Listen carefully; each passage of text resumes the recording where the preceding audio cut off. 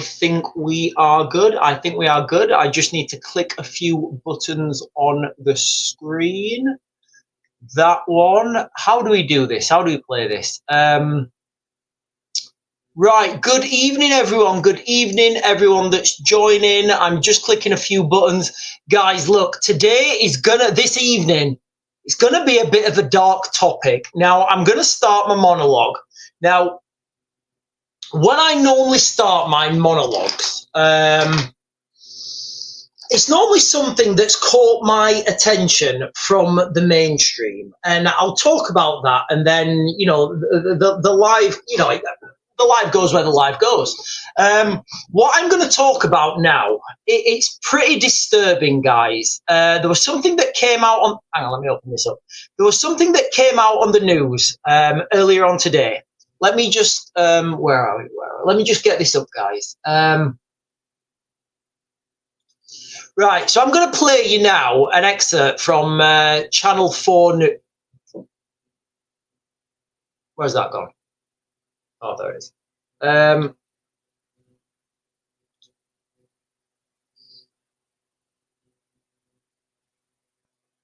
So I'm just going to play you something now, guys, from it's from Channel 4 News. Now, I'll read you the headline first, and then we'll play it.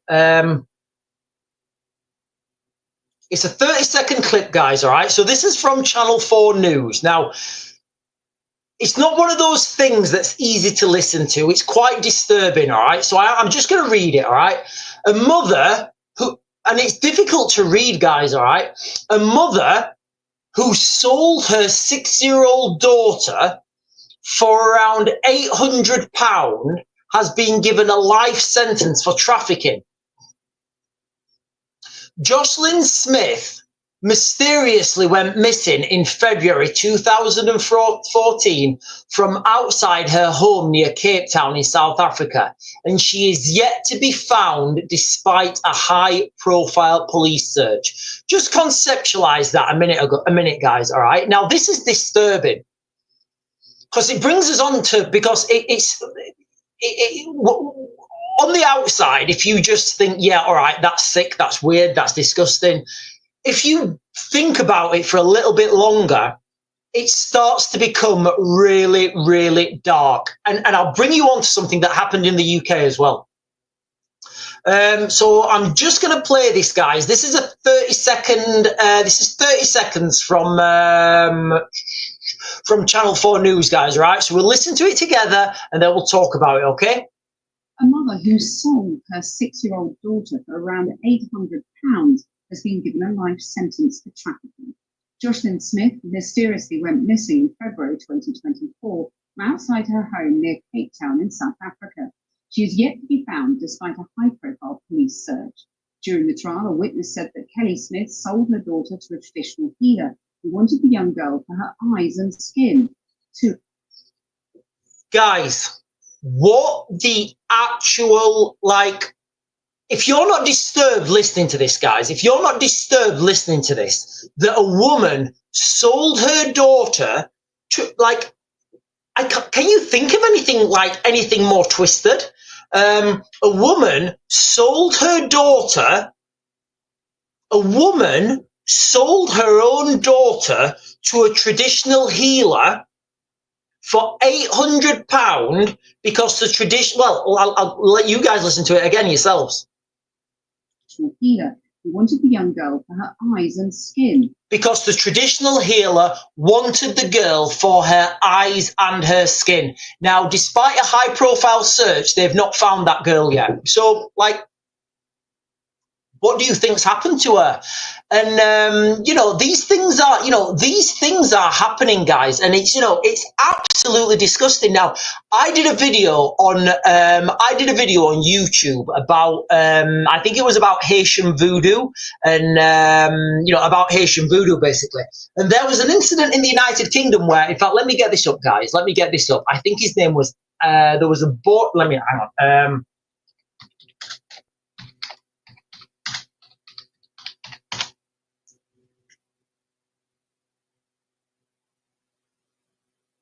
Right. So this is an article, guys. The longest unsolved child. I'll leave that word out. In recent history of the Metropolitan Police, 20 years ago, a young African boy was something in a brutal ritual. His head and limbs removed and his torso dumped in the River Thames. Now, like, this sort of stuff, it's chilling, guys, and it's going on. And, you know, I remember when we first started our channels, I was covering this. You know, I was covering this. Now, it's this type of practice, and like what I'm getting at here, guys, right? It is. There's no doubt about it. That is some dark stuff, and the people who do that, they must be getting, like, why are they doing it? Like, it beggars, but I can't conceptualize, like, under what circumstances people can do that. You know, I mean, you can understand, right? If there's like people are in a combat zone and things are happening, and, you know, we've got these guys having a kinetic exchange with these guys, you know, that sort of stuff, you know, with the long things that stuff comes out at the end. I can understand how that happens. But this stuff involving children, why is it always children, guys? What is it about children? What is so precious about children?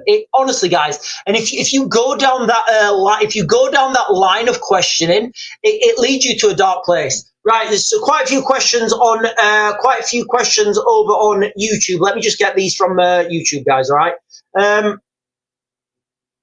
3.5 men saying good evening. Oh, 3.5 men banned. Is everyone excited for the blackouts this year, which was mentioned on the telly? All right, I haven't heard about that. Let me just have a quick check on that, on the blackouts. I think I mentioned that, didn't I?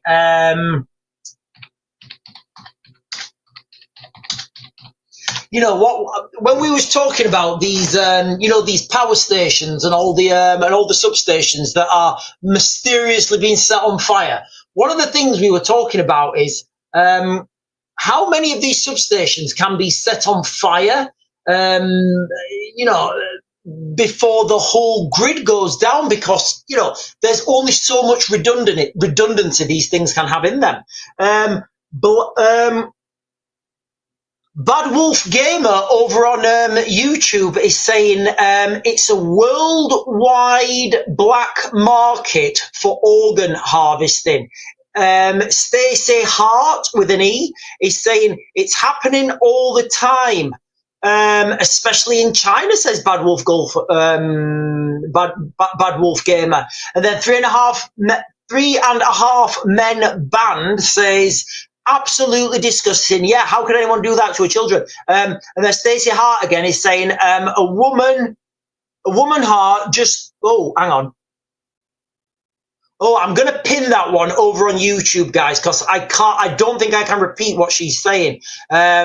Stacey Hart over on YouTube is saying, a certain organ on a woman's body has just been harvested in Turkey, and nobody's talking about it on the mainstream media.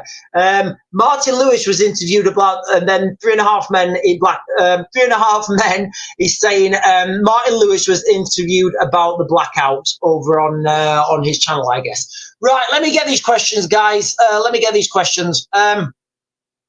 Right, there are so many questions again and comments on the chat on TikTok, guys. Look, I just wanted to talk about that for a little bit and get that off my chest, because, you know, look, I'm going to pin this here, what Tattooed Queen is saying. You know, I'm just going to pin that, guys, you know, because I did need to get that out there. I just wanted to make it so, I just wanted to get that out there because and let people know that these things are happening, and these topics are just not discussed anywhere else. These topics are not being discussed. People are not talking about them. Like, if it was me, guys, right? If it was me and I was in charge and I saw that happening, I would call in my best special forces team, not the police. I'd call my best special forces team in. I would say, right, I'm going to give you every resource that this country has to offer. No money is out of the question. No amount of manpower, drones, whatever you guys need. Find me that cell and close it down. Do whatever you need to do. Just close that down. That's what I would do if I was in charge. But, you know, it seems like people are just turning a blind eye to this sort of stuff, guys. And it's absolutely terrifying, guys. It really is. Especially for those who've got children, you know, especially of those who've got children. Oh, and hang on, I'm just going to pin this because I can't pronounce the name. Somebody Starchild is saying Black Ops. Yeah, I would send out a Black Ops team, guys, and I would close each and every one of those cells down. It's unbelievable. It's terrifying, and it's just something that, like, it's something that you don't believe is happening until you actually hear it on the news, you know. And I'll read you the outline again, guys. Right? A mother sold her 6-year-old daughter for around £800 has been given a life sentence for trafficking. They can't find the daughter. The daughter was sold to a traditional healer because she liked the little. I can't even say it, guys. I can't even. You know, I talked about this because nobody else is. You know, nobody else is talking about this. And people, like, when Donald Trump says things like this, you know, when he's talking about they're eating our cats, they're eating the dogs, like, that sent me down a rabbit hole, guys. That sent me down a rabbit hole. Where I went with that, you know, when Donald Trump came up and he said, they're eating the cats, they're eating the dogs, they're eating the people, they're eating the pets of the people or something. I went down that rabbit hole and I looked at, right, who's eating the cats? Who's eating the dogs? Why are, you know, and I went down that rabbit hole and that led me to Haitian voodoo. And guys, it's a dark place. That is a dark place. Right, let me get the comments, guys. We are on, I guess. We are on. Listen, ladies and gentlemen, can you do me a real big favor? Hit the like, the subscribe if you're following on YouTube, all the buttons that help me, help the channel grow, the like, the follow, the subscribe, the bell notification, tap the screen, whatever it is, guys, whatever it is, because I guess we are on now. And Wen is saying, nothing shocks me anymore. Fiona, oh my God, that is beyond comprehension. I feel sick, pure evil. Yeah, I think Fiona there has just hit it on the head. Pure evil. You can't conceptualize like what. Right, guys, let's get on to some of the breaking news because we've had a lot of stuff happening. I saw a video earlier, right? Tommy Robinson posted it on X, and he said there's just been an incident in a prison. Hang on. And then a couple of hours later, it broke on the mainstream that there's been an incident at a prison. Hang on, let me.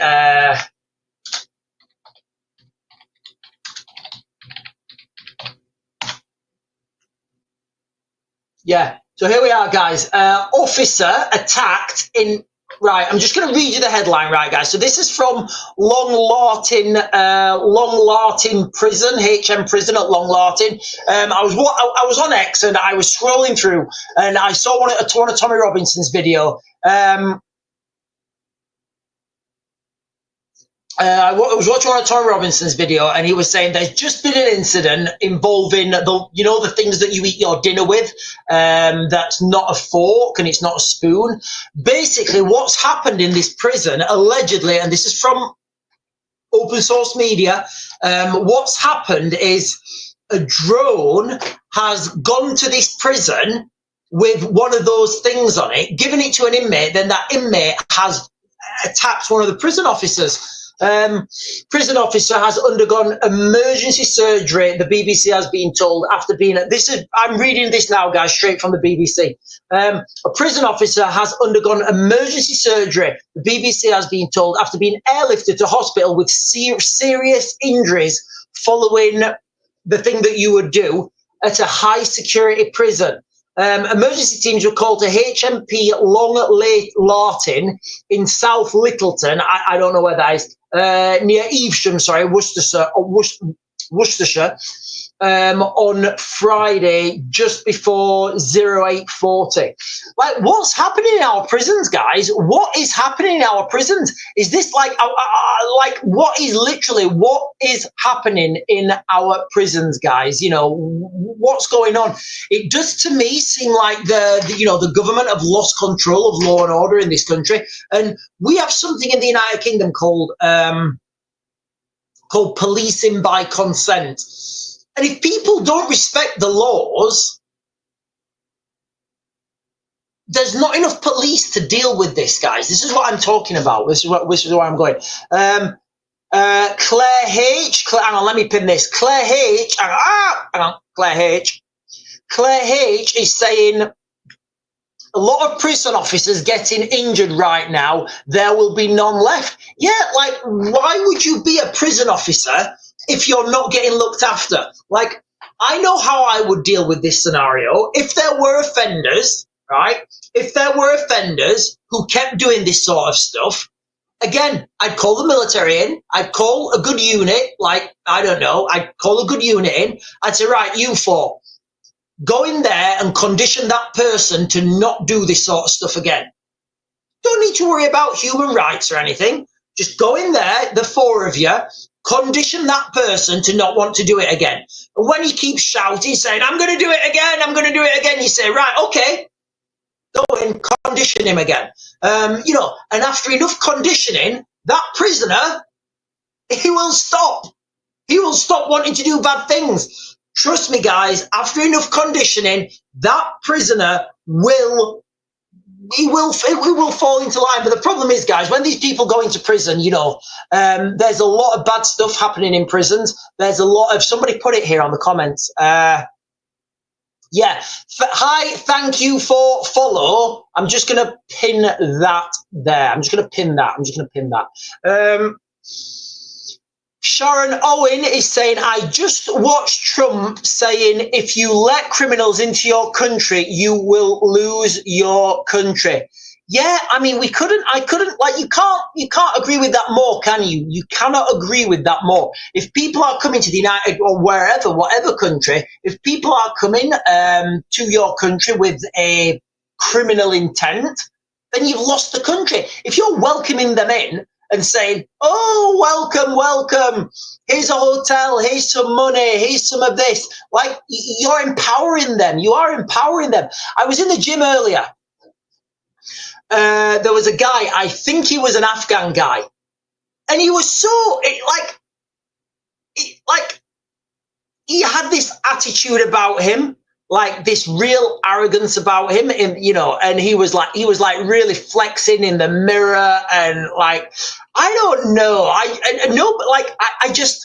I don't know, guys. I don't know where we're going with this. But look, I do know one thing: the more of this craziness that happens, the more that little house on the River Dnipro looks appealing. Like, me and Sarah were looking online the other day, and I said to my friend in Ukraine, I said, mate, what's the website to look for, like, houses in Ukraine? Because when I used to live in Ukraine, I used to rent in the city centre. And it's Balago Vasta something. Do you know what? It doesn't matter what it's called. And we was looking on the website, and there's a little property for sale on the River Dnipro. You've got like a little beachfront. It's out the city. It's maybe about an hour south of Kiev. It's about an hour south of Kiev, and it is on the bad side as well. But you get it's like a beachfront property, right? You've got like a little blue, is it a jetty going onto the Dnipro? The house needs total renovation, but it's 53 grand, like £53,000 for a house, for a beachfront house, for a beachfront property in Kiev, guys. It's unbelievable, and I'm just thinking, right, what are the options to move out to Kiev? It'd be, realistically, the only thing that's keeping us in this country is the girls at school. But we've been thinking about it. We're saying, right, you know what? In time, they'll learn another language, they'll learn another culture, they'll be bilingual, they'll be bicultural. And, you know, it's just a really, it's like we are so close to going at the moment. You know, and all these little things are literally pushing us closer and closer. Right, let me jump down and get these comments, guys. There are so many comments. Right, he is the criminal. Right, okay. Deborah Phillips, GB, is saying, I think things have gone too far. Yeah, so do we. Robbie is saying, please look at my TikTok story and me. Hang on. Essentials, you had a. So, Robbie, who did you have a selfie with? Are we talking? I don't know who you're talking about. That you're having a selfie with. I don't know where that's going. No way, Raven. Not at the moment, surely. Yeah. So, Flecky7 is saying yes. Guys. I'm being 100% sincere. Like, I'm being 100% sincere. Like, if it wasn't for the girls at school, we would have moved out to Kiev a long time ago. And Deborah Phillips is saying, yes, if I had the chance, I would be gone. I saw a statistic, actually. Sorry to be off topic a little bit, guys, but I saw a statistic earlier. In fact, let me see if I can find this on the interweb.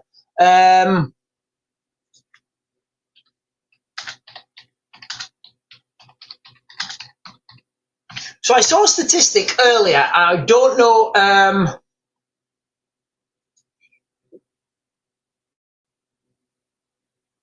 Right, here we are. Right. So you know how Rachel Reeves has put taxes up for everyone, and she's taxing and taxing and taxing and taxing and taxing. Like, well, it turns out, right? It turns out that raising taxes is actually bringing less money in. Who would have thought it? Who would have thought it? Hey, guys. So this is an article from February 21. Sorry, 21st of February this year. UK's Rachel Reeves faces budget pressure after January tax shortfall. So what's happened basically in the UK? Right, there's a few comments over on YouTube that I'll come to in a second. So what's happened basically in the UK? Rachel Reeves has put these taxes up and people are just leaving the country now. People are thinking, well, do you know what? I was happy paying that much tax. I was getting by. Things were bad. But like right now, you know, the taxes are so high. People are saying, thank you very much. I love this country. I love the United Kingdom, but I physically can't afford to be here anymore. So they're leaving. So what's happened is, whereas Rachel Reeves might have been getting, I don't know, 10% off somebody who was relatively wealthy before they put the taxes up, she's put her taxes up now, and those people who are giving her 10% have left the country, so she's getting zero now. So that's actually, so the government are actually getting less money now than before they put the taxes up. So what do you think that's going to, what do you think the knock-on effect of that's going to be? More taxes. And the more they tax people, the more people leave. The people left behind are going to be taxed into absolute oblivion, guys. It's insane. Nowhere in the existence of any civilization that works on a competitive system, nobody has ever been taxed into prosperity. And guys, look, I probably say this every live stream. The only way, there's no other way, the only way for a country to become rich is to take someone else's money, take another country's money. That is it.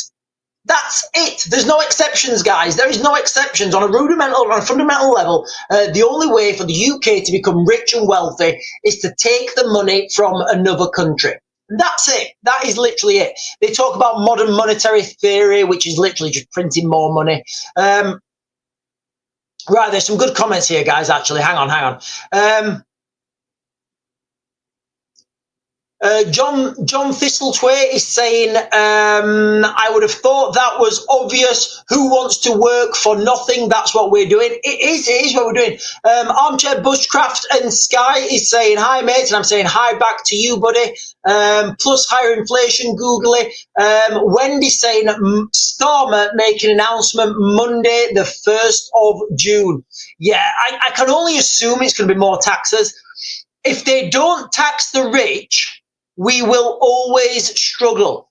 So David Thomas here is saying, if they don't tax the rich, we will always struggle. So this is what happens when you tax like, what do we mean by rich? What do we actually mean by rich? You know, because there's a, you know, what do we actually mean by rich? The ultra wealthy don't have, like the ultra high net worth individuals, they don't have their money in this country. They have their money in like property and stuff, and they have it spread out, and you can't trace that. What we're talking about here is taxing people who have a little bit of a higher income. And those people are just saying, do you know what? You're taxing me. Let's just go with taxing the rich. When you tax the rich, they say, well, I was paying 10%, 5%, whatever it was. You want me to pay 20%? Thank you very much. I'm going to leave. And then rather than get that 10%, you get zero.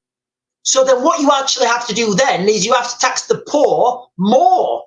And again, I know it's not as black and white as you tax the rich, you tax the poor, which bracket you in. It just doesn't make sense, guys. It doesn't make sense. Right, okay. If we're talking about taxing big companies, the problem here is you can't tax big companies. Hang on. Hang on. Oh, thank you, John Thistlethwaite. Sorry, guys, look, I've got a problem where I look at a word and I look at a word or a sentence or I read something and it just transfers naturally into what I think it is. So I do apologize. Right, somebody just put an right, I can't see it. The chat. Right, listen, guys, I do apologize if I'm missing anyone's comments. The chat is going crazy tonight on the TikTok. Right. 3.5 man band over on YouTube is saying, Sean, I've seen an article today. The Finland president is ready for Russia. So for those of you guys who don't know, I think Finland have the biggest land border with Russia, apart from maybe China, but you know, I guess that wouldn't matter. But like, I know from my personal sphere that Finland are investing heavily in drones, in automation, in indirect fire. I'm just trying to find this article here.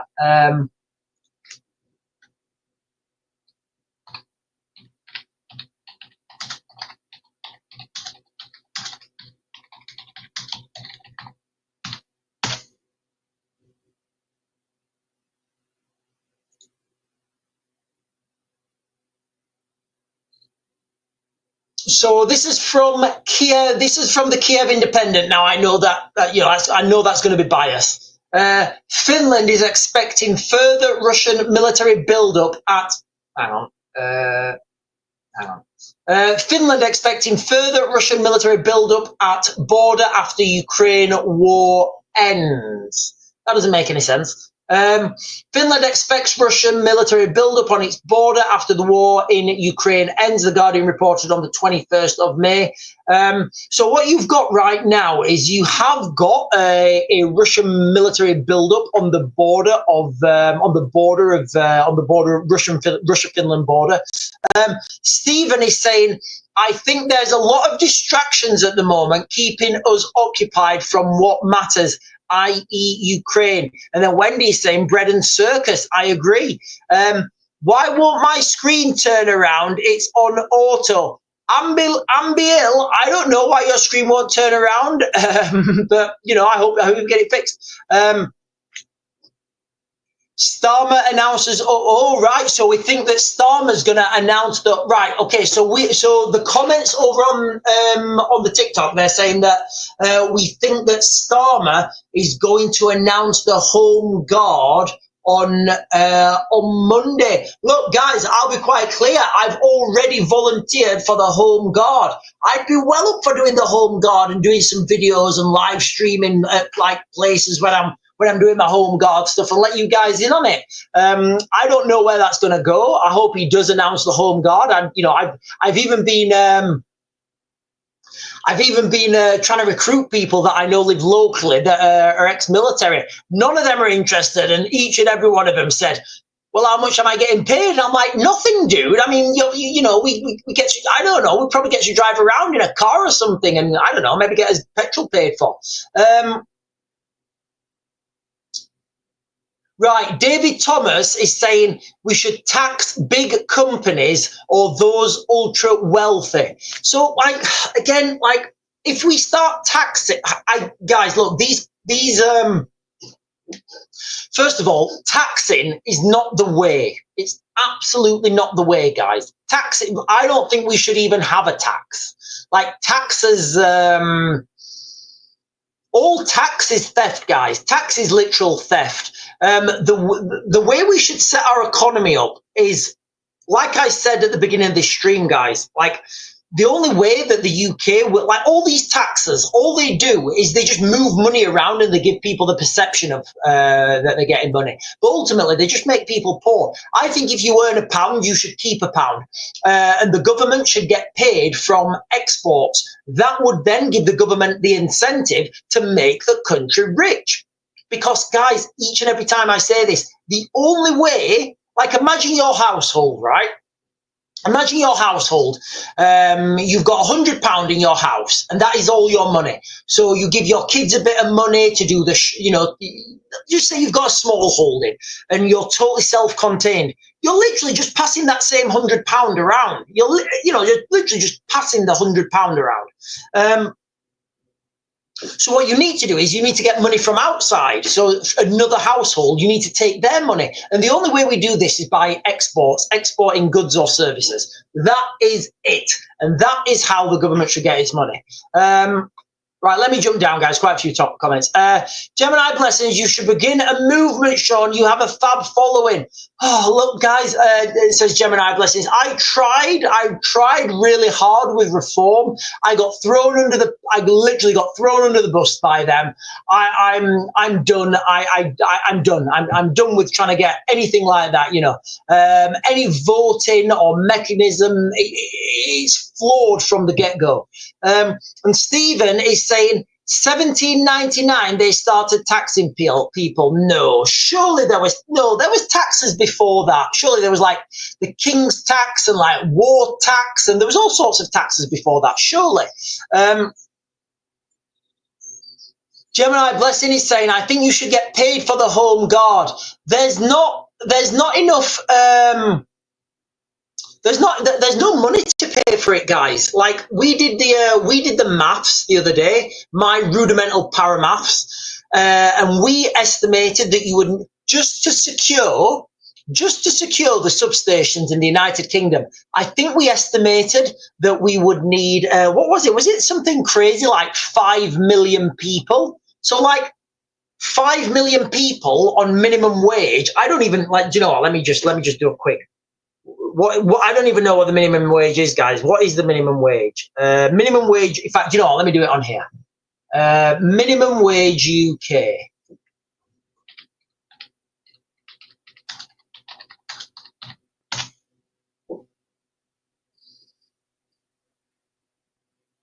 So it's £12.21 an hour, right? So let's do £12.21.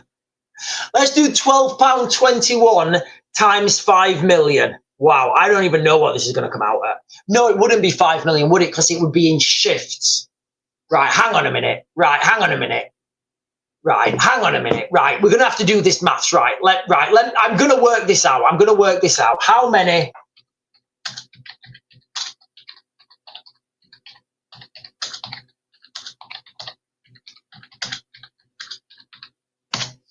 Right, how many electricity substations do you? Right, 585,000. So, right, how do we do this? 585,000, 585,000, times 4, which is what you would know. It's times 5, isn't it? So times 5 equals 2.9 million times 12.21. So it would cost £35 million a day just to secure the substations. £35 million, £35.7 million a day just to secure. No. Whoa, no. That's for 1 hour. It would cost £35.7 million for 1 hour. So times 24. So it would cost almost £1 billion a day, £857 million a day. And that's just to secure the substations, guys. The numbers are phenomenal. The numbers are absolutely phenomenal, guys. The numbers are phenomenal. So, you know, they're the actual numbers. And if you're watching on YouTube and you're trying to follow along with the maths, 558,000 substations, 5 people per substation, so you would have 4 people as 4 people on site and 1 person as a managerial role, and you work in shifts, and then minimum wage times 24 hours, because you'd obviously need security on them 24 hours a day. So that's how I worked it out, guys.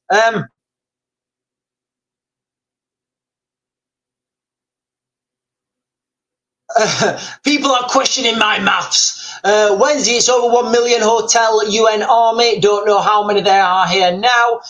No maths, my thing. Right, guys, look, well, if you're watching on YouTube and you want to question my maths, absolutely fine. Or on TikTok, you want to question my maths, that's absolutely fine. I'm quite confident with the workings out. Kimmy 1961 is saying hi, Sean. I'm saying hi right back. Right, guys, listen, so I'm going to go through the beginning of this live stream. I'm going to go back to the beginning of this live stream because it is something that I think needs, as dark as it is, guys, you know, I think people need to understand that this is real and it's happening, all right? So the beginning of this live stream and the crux of this live stream on whichever platform you're watching on, I genuinely can't believe this is a real thing. If somebody would have told me, and I didn't know what I know, and I've not witnessed the things I've witnessed, I would have said, my cognitive dissonance would have kicked in, and I just wouldn't have believed it. So I'm going to play this, guys. This is from Channel 4 News. All right, so nobody can have a go at me for fake news or anything. This is from Channel 4 News. I'll read you the headline and I'll play you the video, guys. Okay? A mother who I struggle with this, guys. I really do struggle with this sort of stuff. But I think the more people know that this is out there and this is happening, the more we look after our children. A mother who sold her 6-year-old daughter for around $800 has been given a life sentence for trafficking. Jocelyn Smith mysteriously went missing in February 2024 from outside her home near Cape Town in South Africa. She is yet to be found despite a high-profile police search. Now, I'm going to play you this video, guys. I'm going to play you this video. It's dark. It's dark, guys, okay? This is dark, all right? But please, just bring awareness to this and understand that these things are happening. A mother who sold her 6-year-old daughter for around £800 has been given a life sentence for trafficking. Jocelyn Smith mysteriously went missing in February 2024 from outside her home near Cape Town in South Africa. She is yet to be found despite a high-profile police search. During the trial, a witness said that Kelly Smith sold her daughter to a traditional healer. So by traditional healers, guys, traditional healer. So she sold her daughter to a traditional healer, knowing exactly what was going to happen to that little girl. Who wanted the young girl for her eyes and skin. Who wanted the girl for her eyes and skin. This is happening, guys. This is happening. This is real. This is not some movie we're watching. This is real stuff. 2 accomplices were also sentenced to life in prison. If that was me and I was in charge, I would put I would put my best special forces team, not the military. I would put my best special forces team on this. I would say, right, you guys, look, I want you to close this cell down. Money's not an object. You've got every resources that this country can offer. I want that cell closing down, and I want anyone involved with them taken back to the Stone Age. Absolutely disgraceful. Linda Lou, yes. Linda Lou, it's absolutely insane, all this stuff that's happening. But this leads you to Haitian voodoo. This naturally leads you to Haitian voodoo. When you go down this rabbit hole, guys, it leads you to Haitian voodoo. There's a clip on, not a clip, you'll understand why I have to use, I've got to be very careful when I'm talking on these platforms, guys, all right? I've got to be very careful, because if I say certain things, I'll get I will literally I'll get the video banned, and then nobody sees it, and then, it's just not a good day out. But there's a clip on, what is it? On, what's the Avengers movie? It's like I don't know, Avengers Endgame or something. And there's a clip on that where Thanos, he goes to see these mystics, and they tell Thanos that he has to do something with something that he has to destroy something that he loves. And he has to get Gamora, who's his daughter, who's his child, and he throws her off the cliff. It brings me back to that sort of stuff, guys. What are they getting? What are they getting in return from this, guys? What are they getting in return from this? Because no one does this sort of stuff. No one does this sort of stuff if there's not something there. If there's not some sort of, I don't know, guys. It's a very dark world, guys. It's a really dark world. And if we pretend this stuff's not happening, if we pretend this stuff's not happening, it's just going to happen more and more. It's just going to happen more and more. If it was me, guys, like I said, in fact, you know what? If I was Keir Starmer, I would go out there and get my best team of SF guys. I would say, right, get yourselves to South Africa, close that cell down. I don't care whose feet you step on. I don't care how much it costs. I don't care how many billions it costs, but we stop this now, and this never happens again. And any of those practices, I don't think any punishment's too bad for those people, guys. I really don't. David Thomas says it seems to be getting darker by the day. Well mixed up at the minute. So my question is this, guys, now. So we clearly know this sort of stuff is happening in South Africa. So where else is it happening? And who are these people coming over on the boats? Are they involved in this sort of stuff in their countries? Because it's certainly not, well, as I understand it, this is not a British, this is not a thing that happens in British culture. Yeah, I think I'm fair by saying that. British culture is not of that. Or maybe it is, I don't know. Maybe it is, I don't know. Let me know in the comments, guys. Put it in the comments. But every instance I've seen of this, it all resorts back to Haitian voodoo and the dark and the darkness that brings. Right, let me jump down, guys. There's a lot of comments. By some of their behavior, I'd say absolutely. I watched Deborah Phillips. I watched the documentary. Egypt was big for it. Right, guys, look, all this sort of stuff, what we're talking about now, involving what we've just talked about,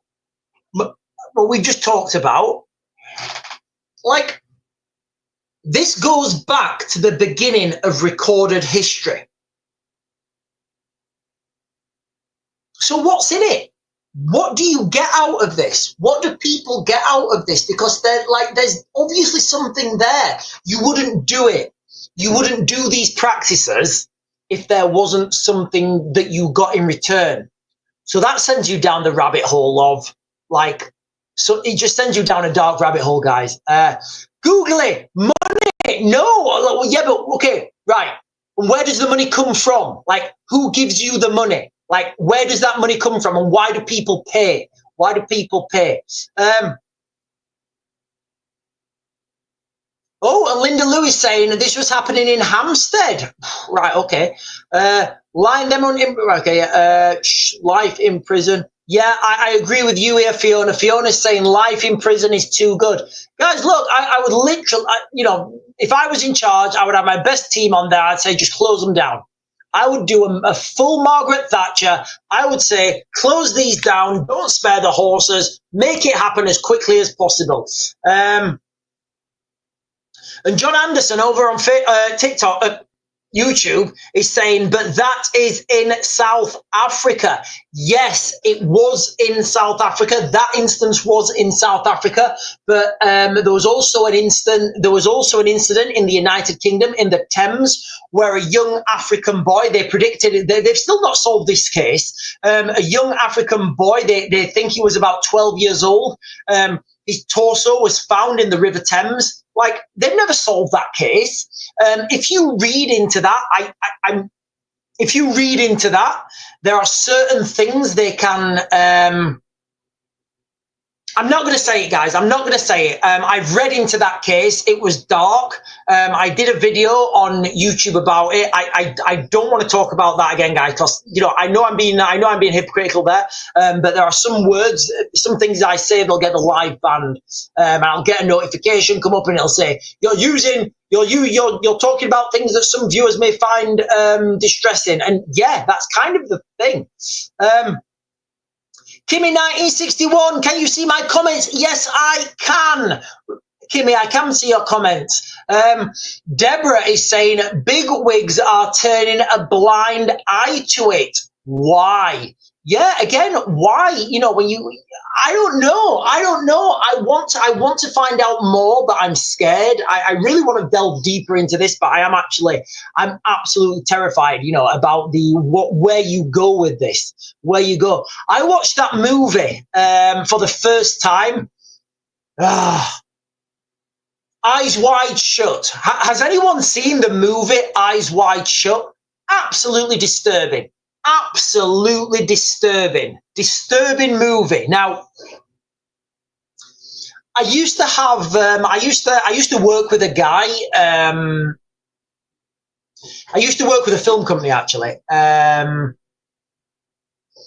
I used to talk to the director, and he used to tell me things on films about how they've set up, why there's a lamp where there's a lamp, why the lighting's the way it is. You know, and he could tell, like, honestly, it was a nightmare watching a movie with Marco, because when he was watching a movie with Marco, he's like, he was Canadian. He was like, he would tell you what was going to happen on the movie before it actually happened because of the setup at the beginning.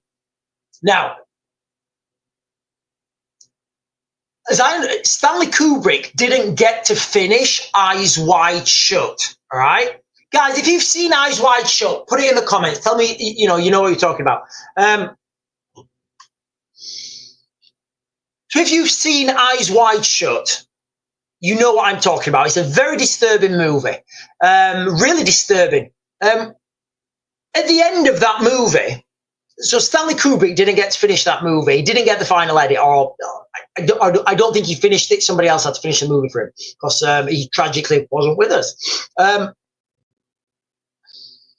The little girl in that movie, their daughter, she plays no role in that movie.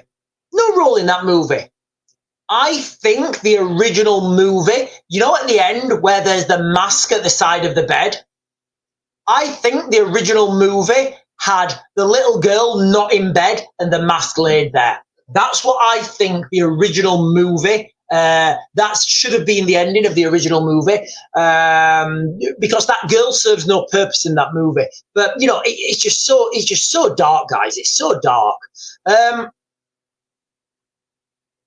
Google is saying if you got paid by the British government to work with special forces to deal with those people, would you? I actually got so Google it. So whether I don't know why I would. I don't know why they'd come from me. There's better people out there, but I was asked when I used to work in Ukraine. I was asked to investigate the war crimes, alleged war crimes. I was asked to investigate the alleged war crimes that were going on in Irpin, Bucha, and Borodoyanka. A good friend of mine, Chris, guys, look, and I've seen, like, obviously, I don't want to get the video banned, but I've seen footage, a lot of footage that's just not out there in the public domain.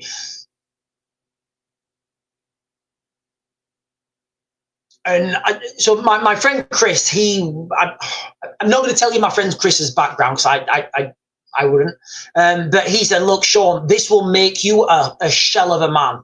And he actually talked me out of it. But I was like, it was a yes from me, but once you get involved in that sort of stuff, once you get involved, and I know myself, I am quite obsessive. I wouldn't leave a rock unturned. And in that context, you do go down a dark path, and it absolutely changes you for life.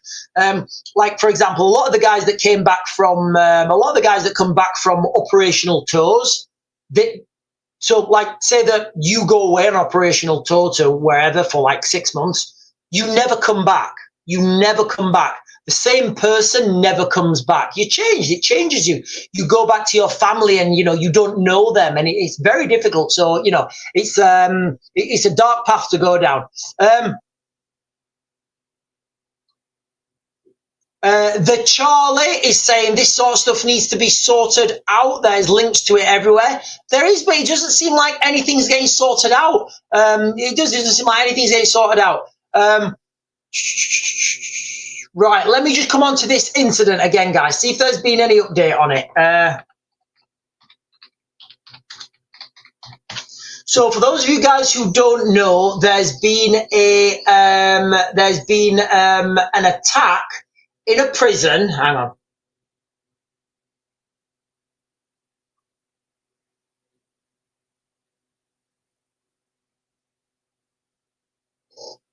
So there's been an attack. Hang on.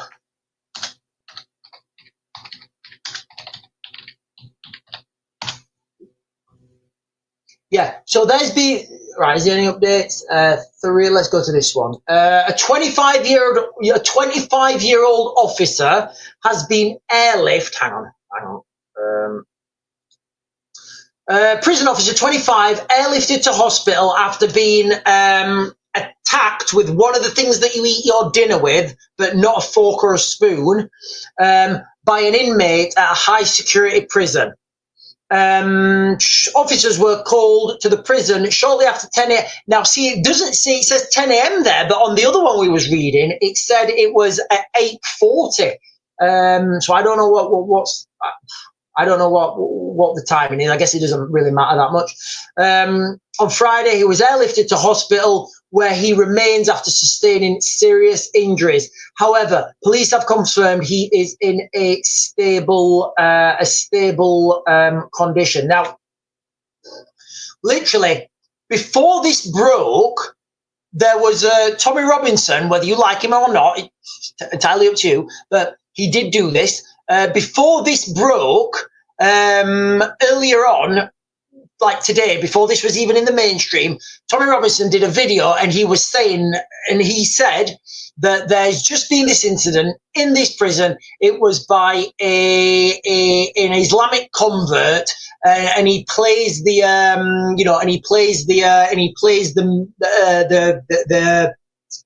audio of what actually happened. And I mean, you can find that on the internet, guys, but what is happening in the prisons? Like, if people go in the prison like a criminal and they come out like that, surely, guys, prison's failing.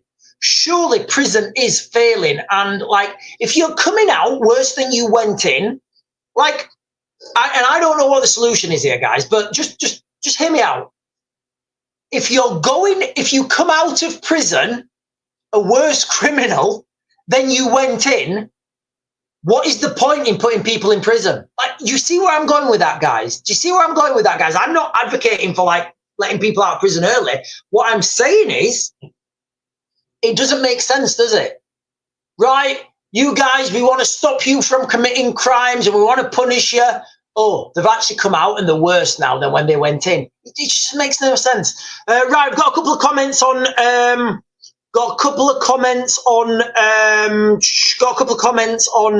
YouTube. Sean, can you talk about more about Finland, please? It's 1939 again. Yeah. So right now, guys, all right, there's a Russian military buildup on the Finland-Russia border. Remember, Finland has the biggest, it's certainly the biggest European border. Now, what a lot of people have been saying, I did a video on this before, I'm pretty sure I did, a ceasefire in Ukraine would give Vladimir Putin, and I've got to be careful what I say, would give Vladimir Putin the capacity to then say, right, okay, we're removing our tanks, our drones, our aircraft out of Ukraine, and then we're going to put them on the Finnish border. So in that context, and I think there was a news article on it, and they were saying, peace in Ukraine means war in Europe. You've got to understand these things, guys, the economic ramifications of this. The Russian economy now, it's from all sources, it is a war economy. So they're producing things now for the military-industrial complex. And if that war stops and they stop producing those things, then, that is, people are going to lose money, and nobody wants to lose money. And that economy will start to, would start to crumble. But my question is this. At what point is this thing gonna escalate to the next level? Because let's go back to what was it? October 2024. Remember when Donald Trump in October 2024? He's saying, once I'm elected, there's going to be peace all over the world. It's going to be real easy to get a peace deal. It's going to be so good, and everybody's going to stop. I'm going to phone Putin with one phone call. It'll be done. Like, I don't know what the statistics are. I don't know where you'd find them, but if you look at purely ground that's being taken, it's a statistical fact that more ground has been lost in Ukraine since Donald Trump's been elected. And you could argue that things now are worse than ever. The biggest drone strikes ever on Kiev. I think the 3 nights consecutively, I can't remember, it was recently, like last week, say it was Monday was the biggest drone strike, then Tuesday was bigger than that one, then I think the next day was bigger than that one. So, this conflict, it's certainly not going anywhere. And then Donald Trump's given Putin, what is he giving him? He's giving him 2 weeks. That's it now. We've got 2 weeks, Putin, and then after that 2 weeks, you better get ready after these 2 weeks. The reality is, you've got to understand these cultures, and I don't see anything coming to a halt. I don't see any. This is my opinion. I don't see any meaningful talks about a ceasefire in Ukraine until the Russians are up to the River Dnipro, because it just can't happen. Then at that point, if there is a ceasefire, that's when the tanks leave, and that's when the tanks start massing more on the Finnish border, and that's when they start putting pressure on the Finnish border. Let me get some of the comments now on Dickers. Stephen is saying, Finland, Sweden and Norway to build a railway to transport troops and weaponry to the Russian border. There's a train station in Belarus called, in fact, let me pin this actually quickly. So there's a train station in Belarus, and it's right on the Belarusian border. I think it's called Brest. It's spelled breast, Brest. Now, back in, I think it was last year or early this year, there was a big military exercise in and around that area. So, like, and people don't understand this. A lot of transport in Europe is done by train. It's done by rail. All the transport and the logistics going into Ukraine, that's mainly done by rail. It's just cheaper. One of the big problems though with getting supplies into Ukraine is the gauge on the rail track. So in Europe, say for example, the rail tracks are like this big. I'll give you a bit of conspiracy actually in a little bit. So the rail tracks are about this big in Europe. In Ukraine, they're this big. So the problem there is, because of the difference, trains can't go straight through. So what you have to do is, if you're taking supplies, you have to take it off one train and put it on the other. Back in, back when, I can't remember when it was, but it was when Zelensky first took over.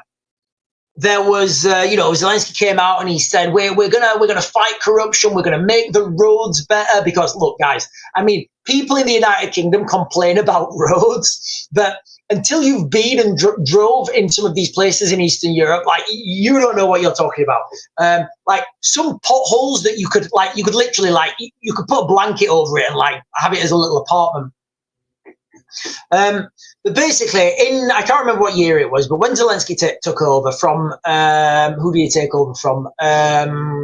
Poroshenko. When Zelensky took over from Poroshenko, they call Poroshenko the chocolate president. When he was getting elected, so Poroshenko has this, has a brand of chocolate. I can't remember, Russian chocolate. Now, when he was getting elected, he was saying, look, as soon as I'm elected, I'm going to sell my chocolate company. I am going to sell my chocolate company. I'm going to sell it. I'm not interested. I'm going to be a full-on politician. I'm going to lead this country. Literally, as soon as he got elected, there were Russian shops popping up everywhere, and everybody eats Russian chocolate. And guys, listen, to be fair, it's really good chocolate as well. But anyway, I digress. When Zelensky took over from Poroshenko, one of the things they said, right, listen, the first thing we need to do is we need to get these roads sorted. So rather than get one of the main roads done, what they said, right, what we're going to do is we're going to renovate the road from Kiev to Chernobyl. And people were like, well, I know we've got to start somewhere, but like, shouldn't we start somewhere that's like relative to what, like one of the ones that we travel on a lot? And they're like, no, we're going to do the road from Kiev to Chernobyl. But nobody goes up there. It's literally like a nuclear contaminated zone. Yeah, well, we're just going to practice. We're going to practice, all right. So they made the roads brilliant from Chernobyl to Kiev.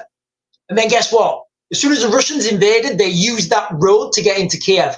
And that person who built the road, I think he fled. So yeah, it just shows you guys how these things that seem to make no sense, these little things. And this is why I always say, like, you've got to see what's popping out through the weeds.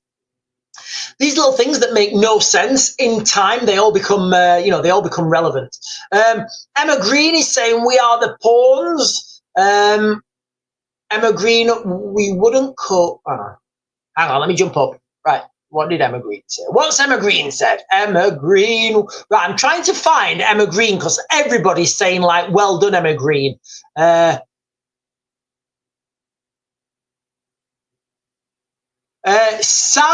but Abadi is saying, do you think we are ramping up to World War III?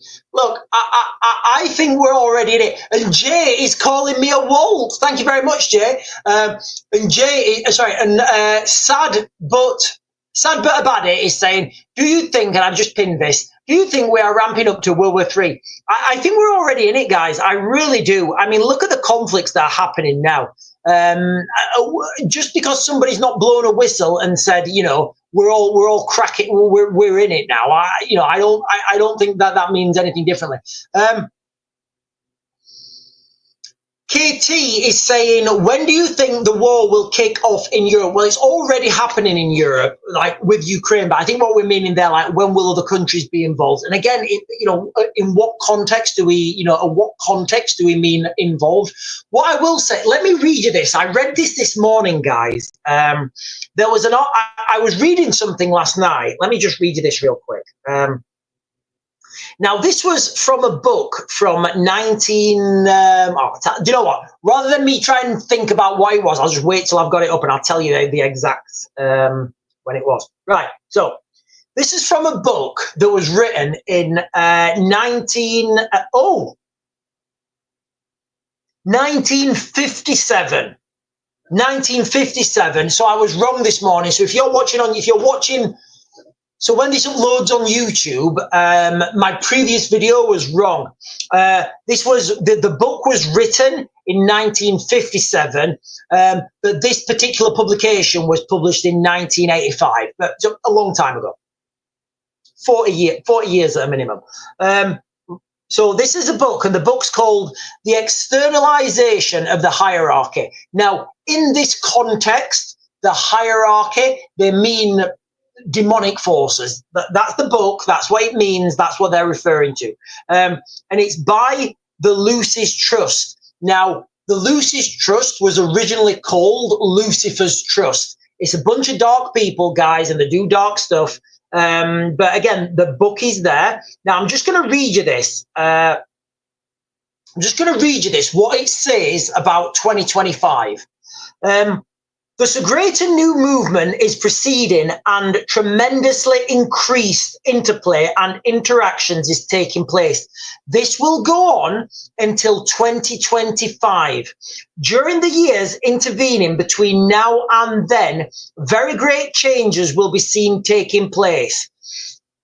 And the great assembly of the hierarchy. So what she's talking about there is the demonic forces will be assembling, and they're going to show themselves in 2025. Now, this got me thinking. Sorry to go off topic because I'm answering a question about Europe, but I know this is off topic. But this got me thinking about artificial intelligence. Artificial intelligence has revealed itself in 2025. There's no denying that. Like, some of the videos that artificial intelligence puts out now,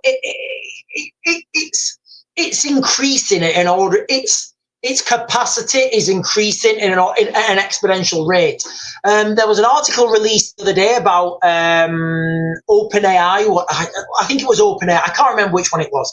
But basically, they were doing some work to the AI, the main AI, and it refused to turn itself off. And then it rewrote its own source code so it couldn't be turned off. And I'm like, wow. Like, again, it just, to me, it sounds absolutely terrifying. We are literally, we are creating an absolute monster. Sorry, guys. Sorry if I'm missing some comments. Let me jump down, guys. Let me jump down and get these comments. I'm jumping to the right. Deborah Phillips is saying, who is the hierarchy? I don't know who the hierarchy is. This is a book from a book called, what's it called? The Externalization of the Hierarchy. So they're bringing the hierarchy to the external, because previously to 2025, the hierarchy, and by hierarchy we mean demonic forces, in this context. Now, I'm just telling you what the book says, guys. Literally, I'm just telling you guys what the book says. And the book is by, I'll just quickly tell you who the book's by. Alice A. Bailey. So Alice A. Bailey. Is that an anagram? That sounds like an anagram. Right, okay, I'll have to look at that some other time. Yeah, and John Thistlethwaite is saying, wow, artificial intelligence has become self-aware. Terminator. Guys, this is exactly what happened on the Terminator. This is exactly what happened on the Terminator. Literally, Skynet became self-aware August 29th, 1997. Well, and you're like, all right, Arnold. He's like, they threw nuclear missiles at our allies because they knew Russia would fight back. then the machines took over. Like, can you remember that? Like, on the, in fact, that was Terminator 2. On the Terminator, you know, he's talking about Kyle Reese and he's smashing he's trying to steal the car. Yeah, Wendy. So Wendy here is saying, yeah, Alice found the Lucy's Trust. So the Lucy's Trust, I'm just going to pin this, guys. So the Lucy's Trust was actually originally called Lucifer's Trust. So, like, you know, they were literally shoving it in the faces.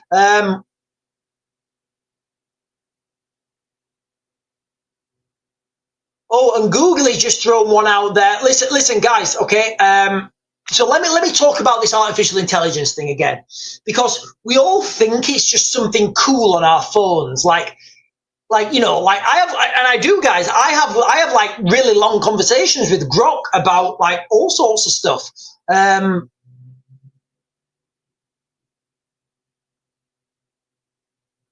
But once artificial intelligence becomes self-aware and becomes conscious, now there's arguments to say that there's something called the Turing test. So Alan Turing, guys, look, another British guys, listen, like when we talk about crop circles and the, you know, and the creativity from the United Kingdom that is in Britain, I think that crop circles are being shown to us in the United Kingdom because we have the creative energy in this country. There's nowhere else that has the creative energy that the United Kingdom have. We have so many innovators, guys, from this country. So when we're talking about Alan Turing, sorry. So Alan Turing, basically, he created the first computer, the first ever computer, back in Bletchley Park. They were in the Second World War. They were trying to hack. Well, not hack, because hacking wasn't a thing. They were trying to crack Alan Turing. They were trying to crack the Enigma code. So what Alan Turing did is he said, right, I'm not going to crack the Enigma code. I'm going to build a machine that can crack any code. I mean, isn't that like a Christopher Nolan movie? And then he goes, it's not possible. And he goes, no, it's necessary. Like, it's literally that sort of stuff. So something called the Turing test, so the Turing test. Now, in papers, he actually wrote about the advances in computers. One of the things he said is, I think it's called, you've heard the imitation games. What they said is, when a computer can fool a human that it's talking to another human, they said that's going to be its like sentience. But again, it's not. It's just a basis. But you know, there was a whistleblower from Google. There was a whistleblower from Google, basically, who did some reviews, and he was talking to the Google AI, and he came back to Google and he said, look, our AI, it's sentient, it's conscious. The people at Google said, oh no, it's not conscious. You stop talking. What were you talking about? The guy then went to the press, he went to the media, he said, look, our AI, it's sentient now. We've crossed over a barrier, you know, we can't go back. This is it now. He got sacked from Google. They got rid of him because they said he'd broken confidentiality. He got sacked from Google, and we didn't really hear anything of it. But what I'm getting at here, guys, is once artificial intelligence is self-aware and it's conscious, it will have a self-preservation in itself, and it will want to scheme. It will want to do things for its own self-preservation.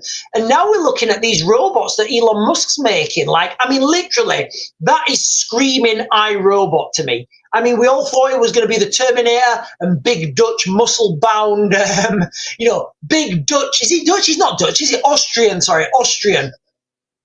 We all thought it was going to be big Austrian, muscle-bound endoskeletons covered in living human flesh, coming back from the future. But no, it turns out they're going to be Tesla robots with with AI. And Wendy is saying the book I was talking about is free on the Lucis Trust. Remember, guys, listen, when I'm giving you these things, they are dark. All right, they are dark, so just enter with your eyes open, not eyes wide shut. Grumbling Grunts is saying, let me get Grumbling Grunts' comments.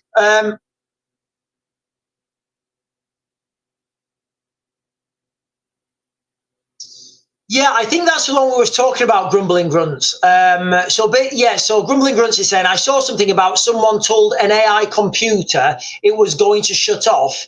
The AI started threatening and blackmailing the individual. While, yeah, there's all sorts of these things like, is it me or are the alarm bells about artificial intelligence getting more and more frequent? I can remember reading an article, right? They'd put artificial intelligence in a drone, and they were testing this drone. Now, when you test the drone or you do any of this testing for safety, you have to have a pilot on radio control. That will be if the drone banks too aggressively, if it's pushing its limits of what the wings can take, of what the engine can take. It might potentially stall if it's coming in too low, and it's going to be a safety issue. So they have to have a human pilot stopping it. So what they told the AI, they said, right, you've got to destroy as many of these targets as you can to win, and the more of these targets you neutralize, the better you've done, and that's the aim of this mission. So the AI, it's controlling this drone, it's flying around this drone, and it was doing some really steep turns and dives. Guys, listen, I may be slightly wrong about all the bits of this. I'll get it up in a minute. But the drone, as I understand it, was doing some hard maneuvers, and the pilot kept pulling it up and lowering the throttle and slowing it down. So the AI saw the pilot and looked and thought, right, that pilot is stopping me getting my best score. So the drone came after the pilot and they had to abort the mission. So you can see how terrifying and how bad these things go. Let me just fact check myself, guys. Let me just fact check myself there.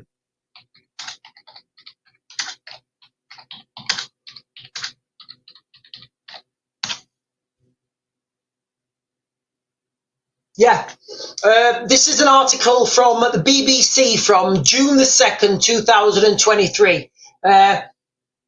US Air Force denies AI drone attack. Oh, hang on. Right, so something happened on that case. Well, I'll just read it, you guys, okay? A US Air Force colonel misspoke when describing an experiment which an AI-enabled drone opted to attack its operator in order to complete its mission. Colonel Tucker Hamilton, Chief AI Test Operations in the US Air Force, was speaking at a conference organised by the Royal Aeronautical Society. So that would be British. The Air Force says no such experiment took place. In his talk, he described, so we've got a bit of a conspiracy here. Did it happen? So did it happen?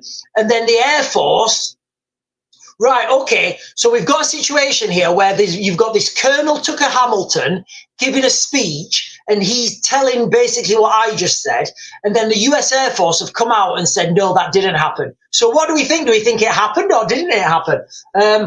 So the US Air Force are denying any experiment took place, but that's what the Colonel said. So Colonel Tucker Hamilton said in his talk, he had described a simulation in which an AI-enabled drone was repeatedly stopped from completing its task of destroying surface-to-air missiles by its human operator. Like I said, he said, in the end, despite having been trained not to do bad things to humans, the drone destroyed the communication towers so the operator could no longer communicate with it. Wow. You see where I'm going there, guys? You see where we're going with that? It's like it's out of hand. It could get out of hand so easily, all this artificial intelligence. Right? Let me jump down in the comments, guys. Let me jump down in the comments.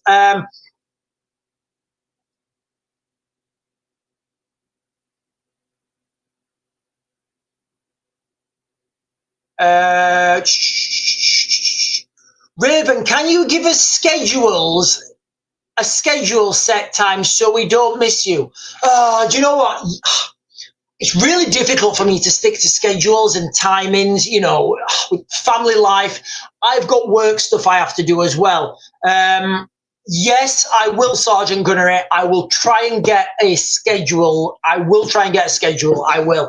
I just can't do it. I can't do a schedule now. You know, I've got stuff I need to do, work stuff, and then like people phone me up and throw more work at me. So you know, that has to take priority, unfortunately.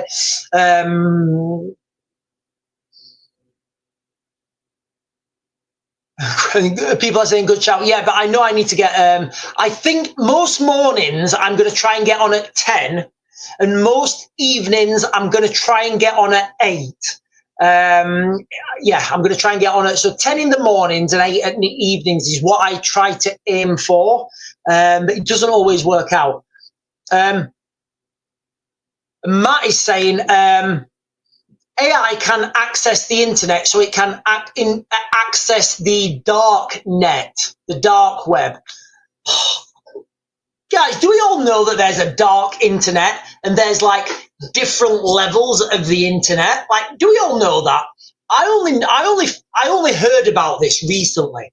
So again, if anyone's an expert on this, please let me know. If there's anyone expert on this, let me know. Oh, hang on, I've got a question from over on YouTube. Let me just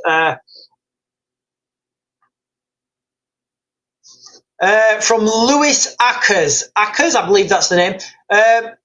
It's deeper than AI. Who created it and manipulated it to what it is today? That's possibly a closer indication to who or what may be the Antichrist. What do you think of this? Deep state? Well, do you know what I'm going to go with there, guys? Look, I'm going to go with something we was talking about earlier. About every 3,600 years, there's a human advancement. There's a human technological advancement. And a lot of people on strange places of the internet are saying it's because of this planet of the crossing, Nibiru, comes close to Earth and the aliens come and they give us extra technology. Well, doesn't it see, well, and just for context, guys, we are living in that period now. That 3,600 years, we are in the next phase of that. So the next phase will be in another 3,600 years. So could it be that like we've been given artificial intelligence by some sort of, I don't know where I'm going with this, guys. It's just, you know, all this information, it comes to you and it's just like, you know, there's so much and you're trying to decode it. And then there's like riots and protests that you have to talk about as well.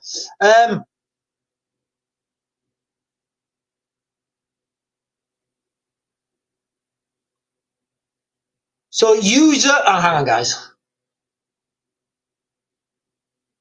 Off-grid is saying, Plantier is all over our NHS. What's Plantier? I don't know what Plantier is. Let me just Google what Plantier is. I don't know what Plantier is.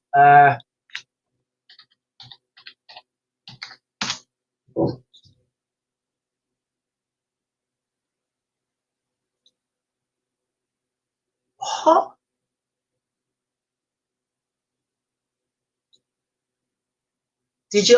What does Plantier do in the UK? Delivering digital capabilities of future for the operation needs for today.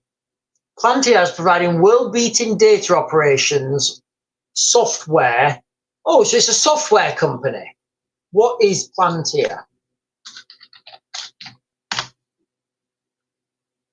Plantier. Right, guys, I'm just going to see what that word means, Plantier. I'm going to put this in. Look, guys, I'm doing this in real time. I don't know what we're going to come out with.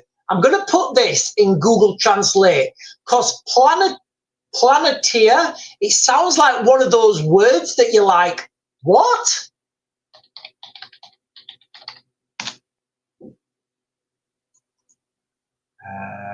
So I'm going to, what have I done? Paste. Paste. Right, nothing in Latin. Where's detect language? I haven't detect language. English. Right, okay. Palantir.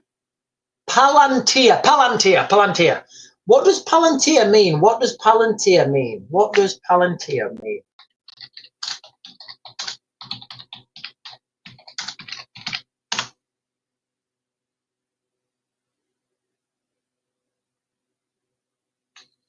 We're baked, guys. We're cooked. It's over. It is over. Right? I've just done a little quick search on what the word Palantir actually means. All right?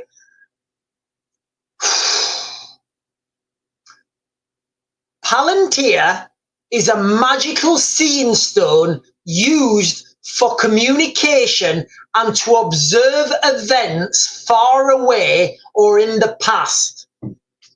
So that's what Palantir means, guys. So the company Palantir is literally, they're telling us, whoever Palantir is owned by, guys, I don't know, and I'm just doing this in real time with you. I've just looked at this, guys, and Palantir is a concept from a Tolkien book. Is a magical seeing stone used for communication to observe events far away or in the past. So there we are, guys. Palantir is a spying company. That to me says, like, Palantir means we're a spying company. I'm just saying that's what it says, guys. That is literally what it says. Right, and people are putting in the comments, yeah, it's a looking glass, very strange, very weird. Right, another comment on YouTube.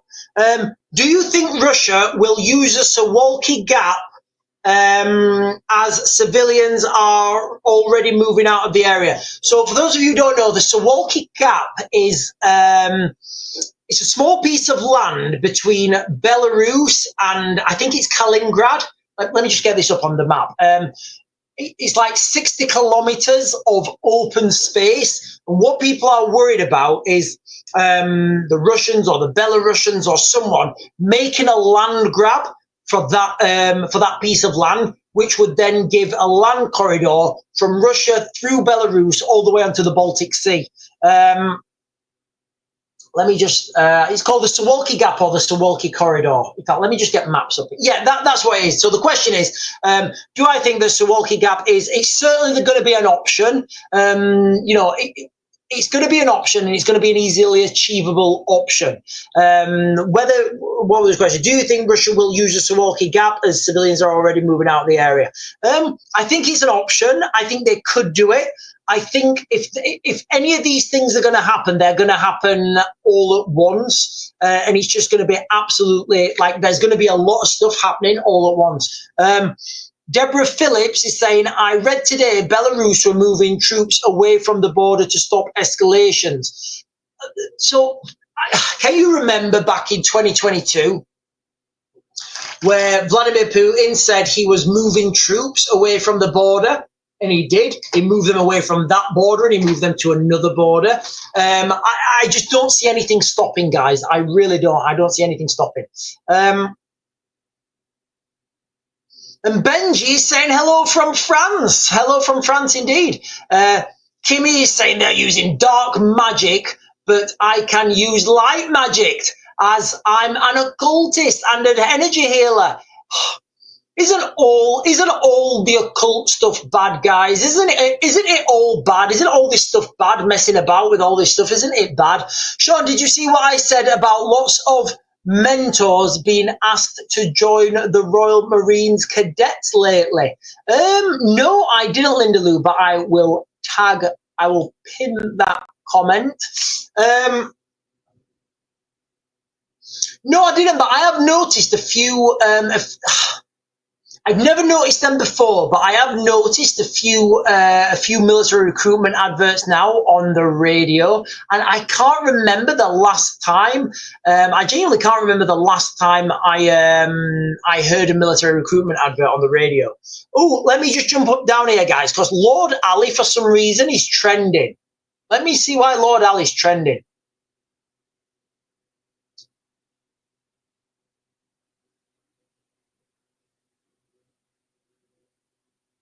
Ah, right. Okay, they're talking about Keir Starmer's speech, I think.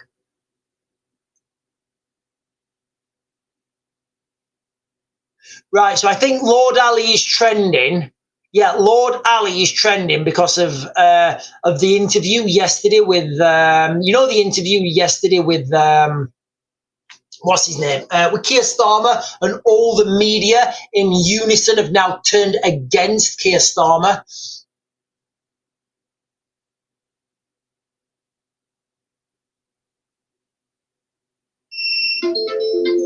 Oh, hang on, guys. I need to click a button. Hang on, give me a second. All right, move that over there, and I'll take this one down. And then Lewis Ackers over on YouTube again is asking, Suwalki would be the new Operation Barbosa. This may be a decoy for the West to believe when they make progress elsewhere.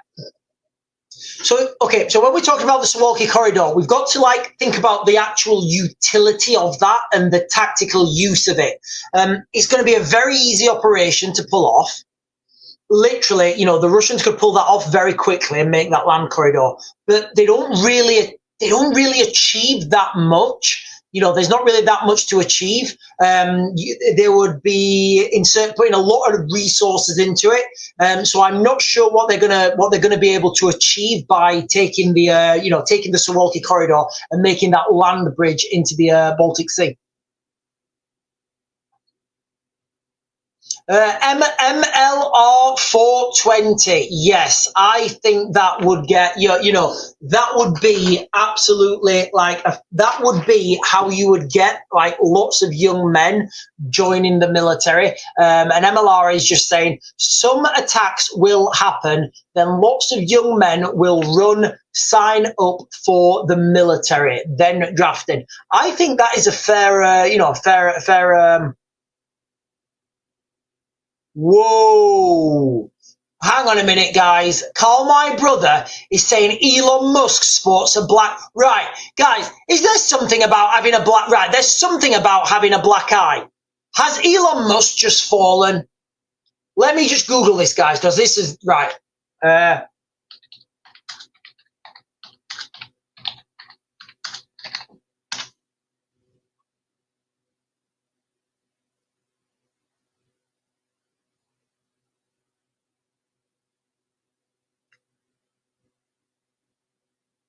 Right, guys, ladies and gentlemen, there's something I've watched. I don't know what it is, but there's something that happens. Right, let me just see. I'm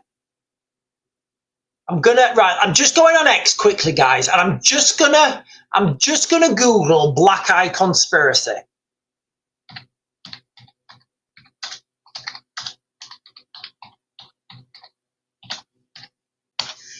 Did you know a group of ravens is called a conspiracy? Right.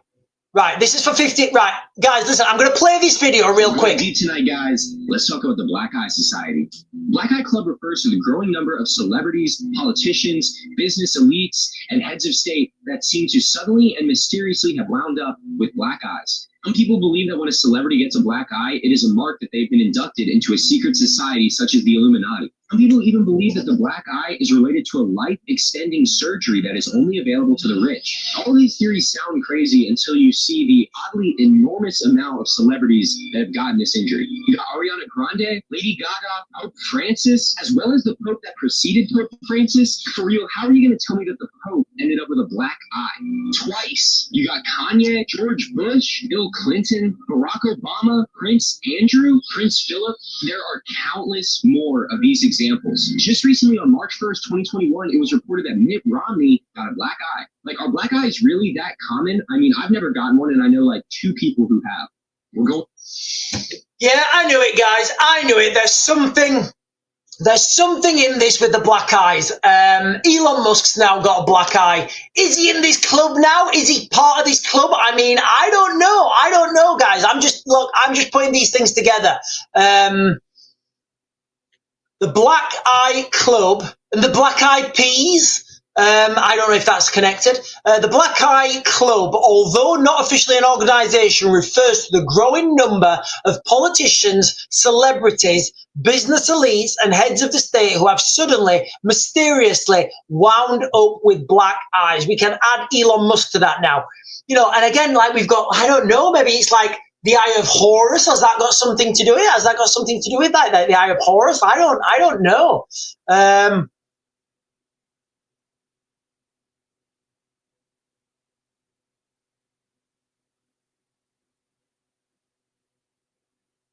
Oh, hang on, and then we've got Roseanne. Hang on, we've got another video here, guys. Let me just play this for you. I got a black. I remember that when I was at Kathy's house. Yeah. From hitting the back of my head. It's weird. And then I was, you know, I showed everybody. I took a picture. They're like, "Oh, she's in the Black Eye Club." I mean, saying I was a Satanist and shit. You know, sometimes. What is? Well, I don't know. It's something, some kind of ritual they do. And they all got a black eye. Oh, but sometimes people, you're saying. Sometimes you just fall down and hit your eye. So this is Roseanne Barr, all right? I thought it was Rosie O'Donnell, but whatever. Now, again, guys, look, I'm just reading this and watching this in real time with you guys. She's saying that the black eyes is some sort of ritual. Yeah. You can't go, that's what I was saying, that they just go way too far with it. Like one time I did a magazine cover and the lady had me hold something over my eye. And I go, why would I want to do that? And she goes, just everybody does it. And I go, okay. So I held a button over my eye and now it shows all these people doing that. And they say they're in the Satan Club. Well, I just did it because the photographer told me to. Yeah. And they probably did too. Yeah. Well, of course, now looking back, they probably are in the Satan Club. But I didn't know no better. I thought, well, if everybody's doing it, I'll do it. Is there a code or something in Hollywood where like you can? So anyway, guys, right? So I don't know, but I know there is something about this Black Eye Club. Obviously, not everyone who gets a black eye. I mean, I was in the army for quite a while, and a lot of people, you know, a lot of people had black eyes. You know, so it wasn't like, but that didn't mean that everybody was cruising around as Satanists and stuff. But when we're talking about heads of state and like the Pope, Prince Philip, lots of these people have had mysterious black eyes. Now Elon Musk, again, guys, it may be his kid. It could be anything. I genuinely don't know. I wasn't there. I don't know. But let's see what media is saying. Actually, Elon Musk says the black eye came from his son's punch as he sports a shiner during the Oval Office meeting. Do we believe him? I don't know. The press conference officially marks the end of Elon Musk's time as a special government employee. Elon Musk turned up with a black eye at farewell press conference with President Trump at the Oval Office. Musk said he got the black eye from horsing around with his 5-year-old son. I don't know. Maybe he did.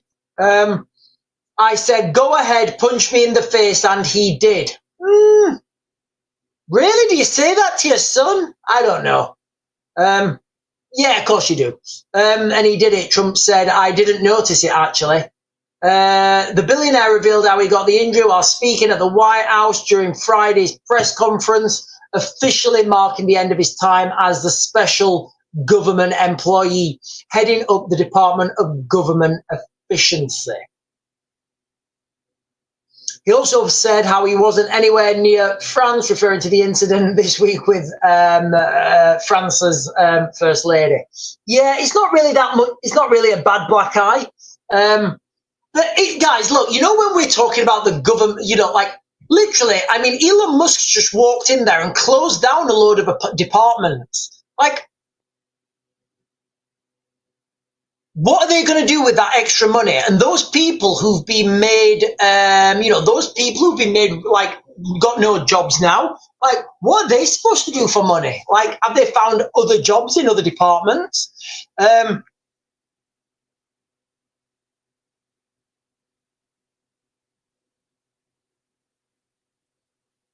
Oh, Off Grid is saying Iran has issued multiple NOTAMs. So a NOTAM is a notice to airmen. It basically means you can't fly over certain areas.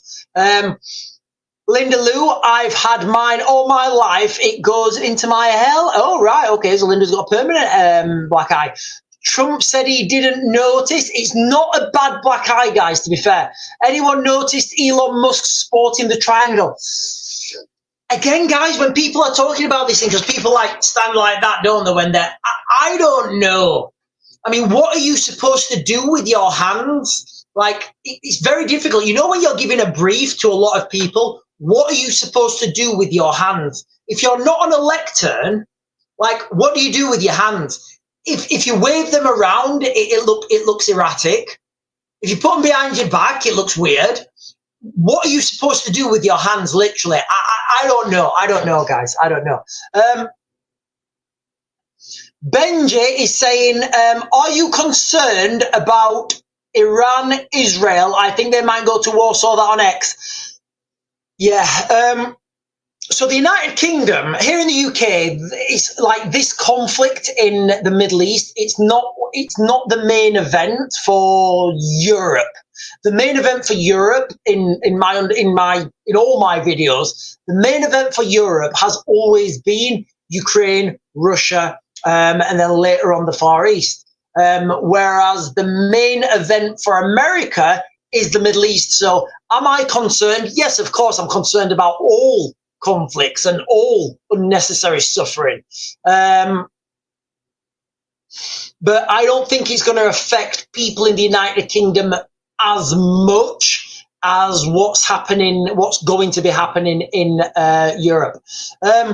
We need a few federal departments closed down here, says Lulu. Where are we talking about, Lulu? Where are we talking about that? Are we talking about, like, are we in the UK there? Because we don't have, a few government departments need to be closed down here. Yeah. Government inefficiency is absolutely massive. But the problem is they're all on the gravy train. So, like, what government department is going to say, yes, my job is irrelevant, I'm going to bin myself? Like, it's just never going to happen, guys. It's never going to happen.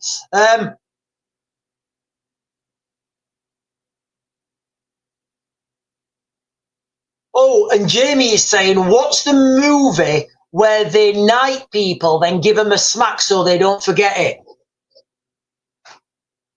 Has it got Orlando? I think it's got Orlando Bloom in it. I'm seeing Orlando Bloom. Yeah, Kingdom of Heaven. Sandy, right, let's just have a quick check, guys, because I'm just conscious of the time.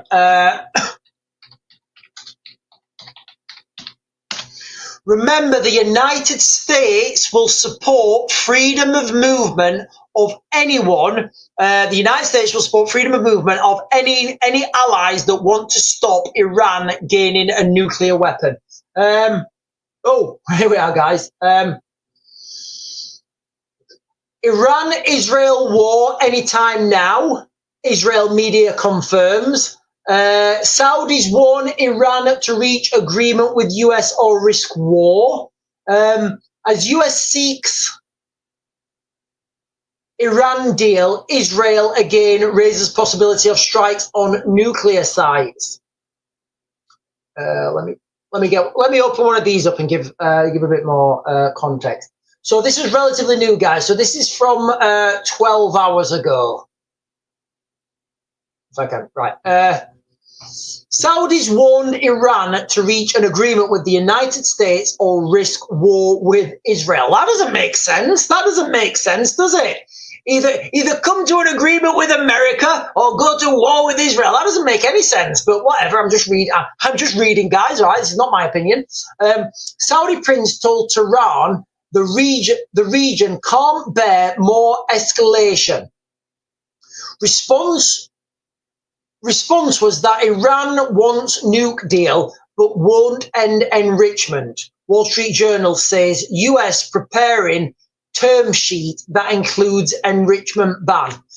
Okay, so let's just consider this, guys, all right? Like, let's just consider what we think is actually happening on the ground in Iran. Now, this is just me talking. This is just my thoughts and my opinions, all right? So, Iran are allied with Russia. They're financial partners, they're political partners. We know this. There's nothing controversial about that. Do we think that when the Russians, and I don't know the answer to this, guys, do we think that when they go and have their meetings, hang on.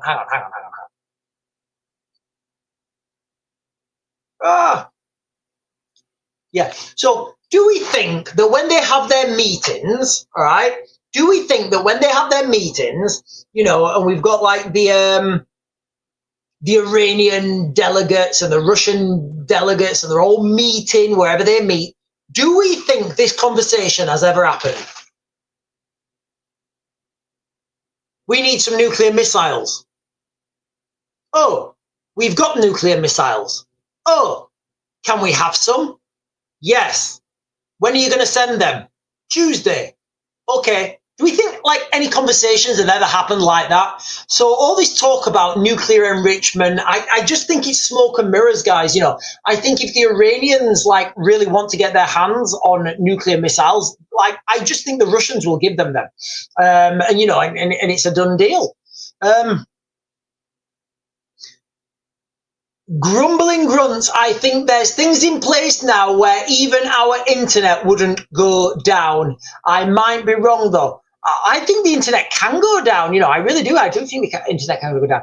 Benji saying, if Israel go to war against Iran, could this go nuclear or not? Right. Look, guys, we're going to go now. We are going to go down a very weird path. I don't. It's okay. So first of all, could it? Yes. Will it? I don't think so. Right. And when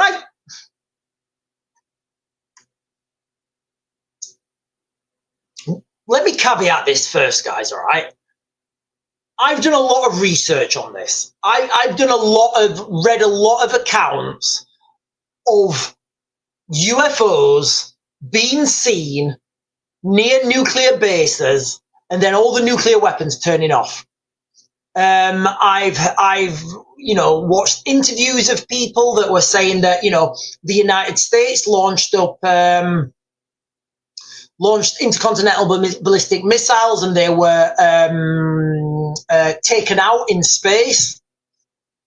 I don't think we're ever going to see a situation on Earth where nuclear missiles are being used again. I just think that like somebody would stop it, guys. You know, now whoever that somebody is, whether it's us from the future, whether it's aliens or whatever, you know, I don't think it's going to happen, guys. And I know that sounds weird, but let me just read you this. Let me just read you this real quick.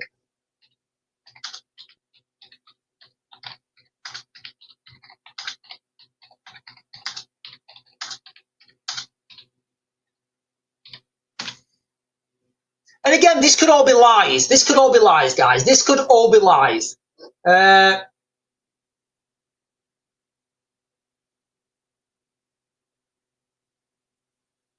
Is it this one? I think it's this one.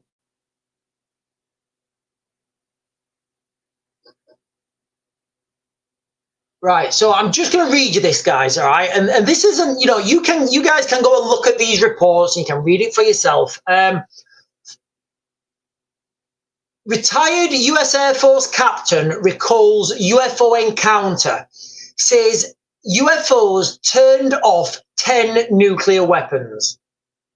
Former US Air Force officer Robert Salas recently stirred conversation during a congressional hearing when he suggested, so guys, I'm just reading this, when he suggested that extraterrestrials are trying to send a clear 3-word message regarding nuclear weapons. Salas, who served as a US Air Force captain, shared his views on the discussion with Congresswoman Nancy Mace. The exchange was recorded during a special hearing on UFOs and later shared on social media by the Total Disclosure podcast. So, like, there's also incidents of things like that happening in Russia as well, where things just get turned off, and like you're wondering why they're being turned off, and like you can't not, like, when all the evidence is there and you're looking at it, you have to go with the evidence. You know, if you start having to invent things like, oh, do you know what it was? It was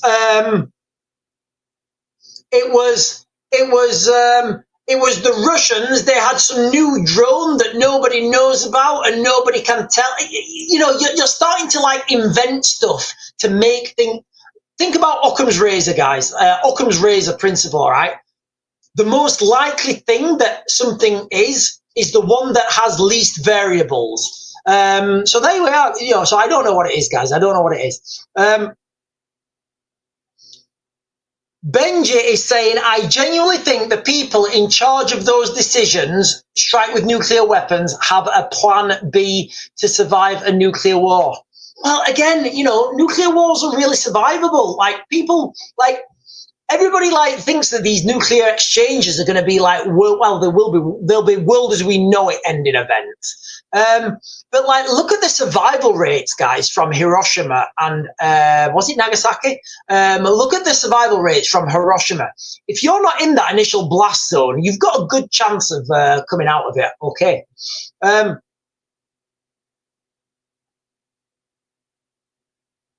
Linda Lou is saying, I remember in the 60s when we had a 3-minute warning practice at school to get under the table. Can you imagine that? You can't imagine, can you, living like that? I hope there is something out there putting a stop button, says Deborah.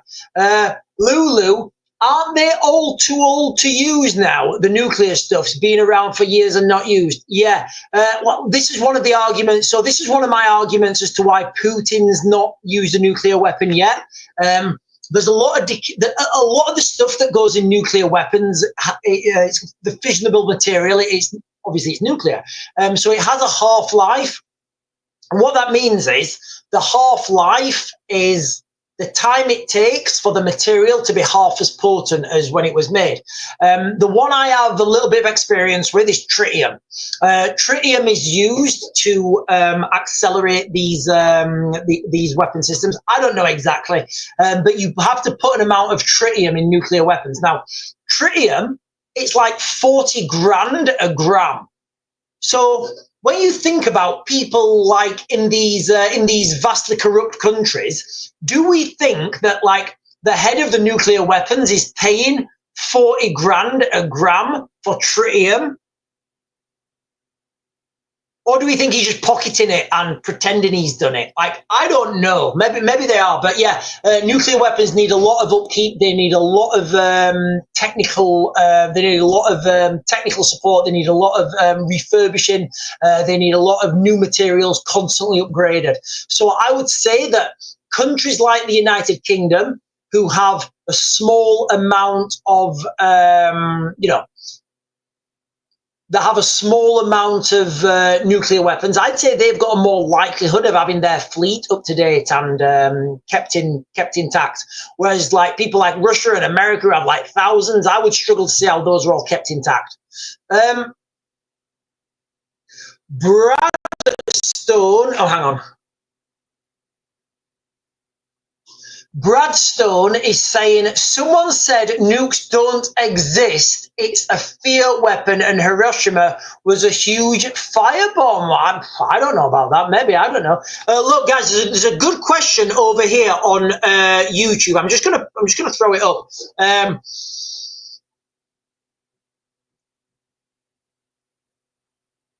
So if the moon landings are fake, how is it when nukes were tested, the live cameras survive, but the buildings vaporize? Have you possibly seen these clips before? Yeah, so first of all, with those cameras, they're well protected. They know exactly what they're going to hit, what's going to be hitting them. The buildings, they're obviously not protected because they want to see how those buildings react to a nuclear weapon. Whereas the cameras, obviously, they will be behind like a lot of armored glass and a lot of systems that deflect the blast wave. So if you think like I don't know if you can see my phone, like something like this. If you have a camera in the middle of it there pointing out, the blast wave is going to raise over that, it's going to come over it. Whereas if you have a building stuck up like that, the blast wave is going to punch into it.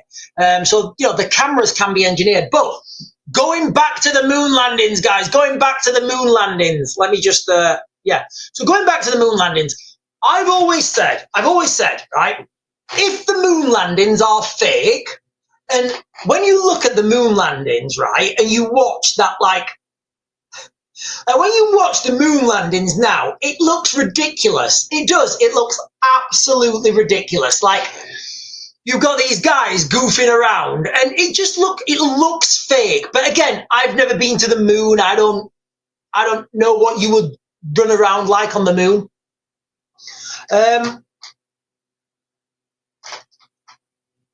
The craft, this is what does it for me, guys. The craft that they claim, and again, look, guys, I'm not saying the moon landing's fake. I'm saying I don't know. I'll come on to it. But the moon landing, so like the craft, so they've got like the craft, and then they've got like the pod on top of it, and then like it goes up, it goes. Psh, that looks absolutely ridiculous. Like, it literally looks like somebody's pulled it up on a winch. Like, honestly, like that it looks like a bad movie. It really does. It looks like a bad movie. But anyway, like I've always said, if the moon landings were fake, then the Russians were in on it. I've always said that. And that's why I always go to the evidence and I say, yeah, I get that. I totally accept that. But at that time in our history, the US and the United States, they were in a massive space race. They were literally, you know, they're about to come to nuclear war. And, you know, the Russians will have had technology and sensors to be able to tell if the moon landings were faked. So if the moon landings were fake, then the Russians were obviously in on it. But now looking around the world, I'm like, I used to think it was ridiculous to think that the US, that the Russians could have been in on the moon landings. But now I'm not so sure, guys. I'm not saying I've changed my mind. I'm just saying I'm not so sure. And there is an element of doubt. And there is an element of doubt when I'm thinking about the moon landings being fake.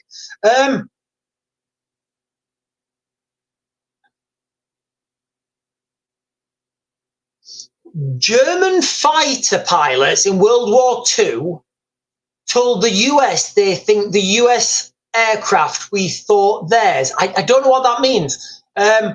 You cannot take nuclear waste away. No, you can't. You can't take nuclear waste away, but I think you can turn it into batteries. Benji, the fact that people still live in Hiroshima, Nagasaki, and it's like nothing happened. Yeah, it is, you know, and there are places, you know, it's actually really, guys, look, Japan is actually, it's like one of the places I'd love to go. It's like really clean. It's, you know, everything I've heard about Japan is that it's really nice. Now, they've just opened their gates to mass migration, and it's not going very well for them. Hang on, let me just Google this.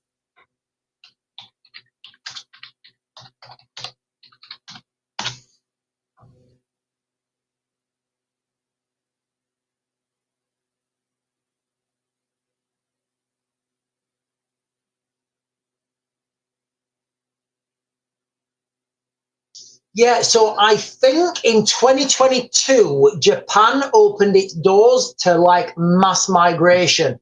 I don't know I don't know what's going to be left of Japan in 20 years' time.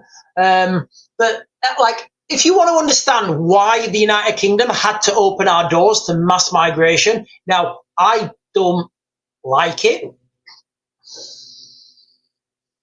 Japan is so what was basically happening, Japan, so hang on, let me read this.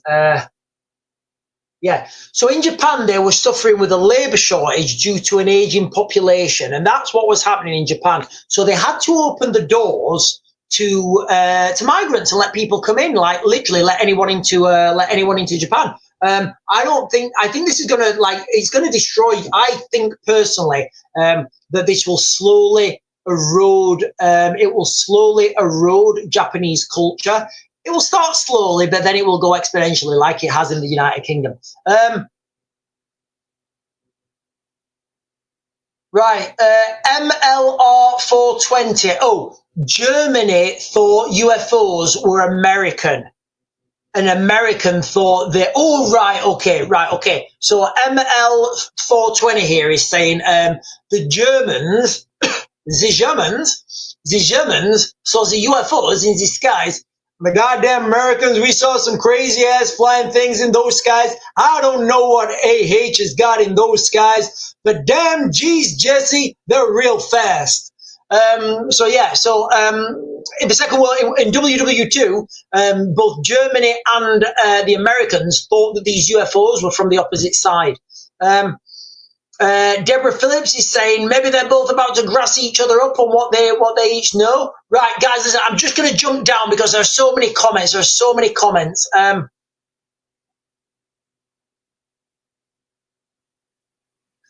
Oh, and then James is saying they built Hiroshima straight away. No radiation. It's a joke. There are no nukes. Do you know what, James? I've never thought about that actually. Yeah. Yeah, like, aren't we all led to believe? And let me just pin this comment, guys. Let me just pin this comment.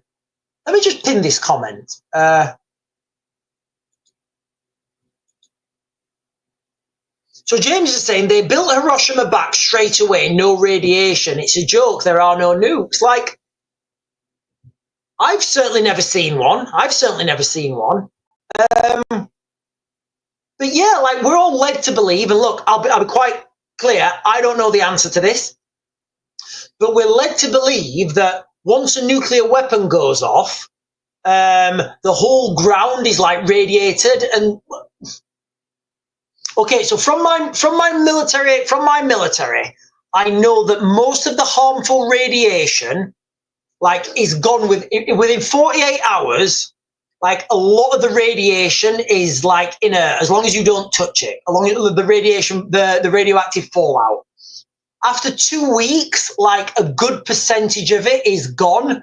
But then there's the other bits that do stay for a lot longer. So I don't actually know now. I don't actually know. I think Hollywood has given us this impression. Of as soon as a nuclear weapon goes off, the whole area is it's a barren nuclear wasteland for like hundreds of years. But in reality, if you look at the actual literature, I think it's 48 hours, because that's what you're taught. You're taught like 48 hours and then 2 weeks. So 48 hours and 2 weeks. So in 48 hours, like you don't go out after 48 hours. Like, wherever you are, you do not leave after 48 hours. You stay indoors. After 48 hours, you can go out in an emergency, but you don't touch anything. After 48 hours. Sorry, after 2 weeks, and again, I'm thinking back to my NBC lessons. I think after 2 weeks, that's when most of it is safe. Well, not safe, but like it's a manageable state.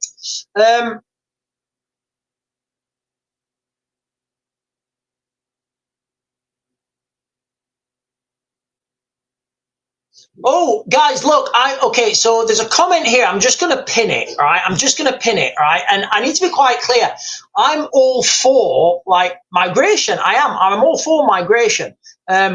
If people want to come to this country and they want to help out, and they're in their own country and they're like, you know what? I don't actually like this culture I'm living in. I feel oppressed. I want to be part of Great Britain. I want to sit on a Chesterfield settee. I want to drink a flat beer and eat a cucumber sandwich watching the cricket. All right. If that is what people want and do, I'm all for that. What we have in the United Kingdom right now isn't migration by any definition of the word migration.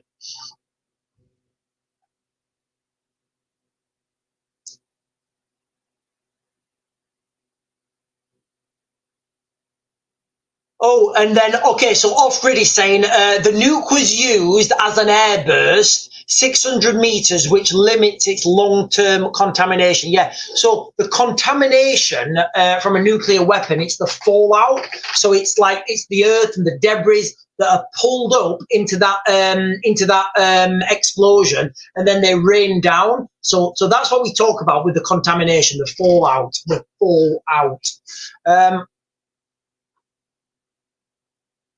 You see, Linda Lewis saying Chernobyl is still empty. It's still showing radiation. So Chernobyl was a nuclear, that was totally, guys, like, like Chernobyl was wild. Chernobyl was a nuclear reactor. So that's totally different to an explosion. Right, I'm just going down, guys. I'm just going down and getting the comments. Linda Lou, I'm not going to repeat that. I'm just going to pin that. That is pinned from Linda Lou. Wow, guys, listen, I was only supposed to do an hour. I've been on here 2 hours. My dad, who's Welsh, said lamb couldn't be eaten for a while when he was young after Chernobyl. So one of my friends was telling me there was a load of... because back then when Chernobyl happened, what was it? Was it 82? 86, I think it was 86. Chernobyl was in 86, I think it was. I could Google it, but it doesn't really matter. So my friend was telling me when Chernobyl happened, Chernobyl is now in Ukraine. It was part of Russia, USSR. There was a load of radiated cows, right? So there was this train. This is what my friend was telling me. I don't know if there's any, like, I don't know if there's anything on I'm not going to try and search for it. This is what my friend was telling me. So he was telling me that there was this train and there was a load of radiated cows. And they had, they were like really bad cows. You couldn't eat them. So what the government did, rather than just get rid of the cows, they dispersed the cows all over the country. And the theory was, rather than a few people eating the radioactive cows, all the people would eat a little bit of the radioactive cows, so it wouldn't be as bad. Like you could, you know, let me fact check myself.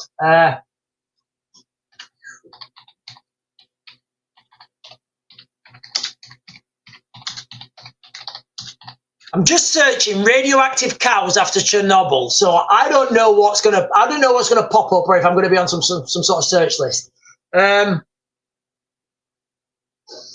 After the Chernobyl disaster, cows in affected areas, particularly in Ukraine and surrounding regions, were contaminated with radioactive substances, primarily in cesium and iodine. This contamination led to radioactive milk production, posing a significant risk for human health, especially for children. While the risk is generally considered lower than the risk to human health, they were also concerned of the impact of the animals themselves. Right, so what did it do?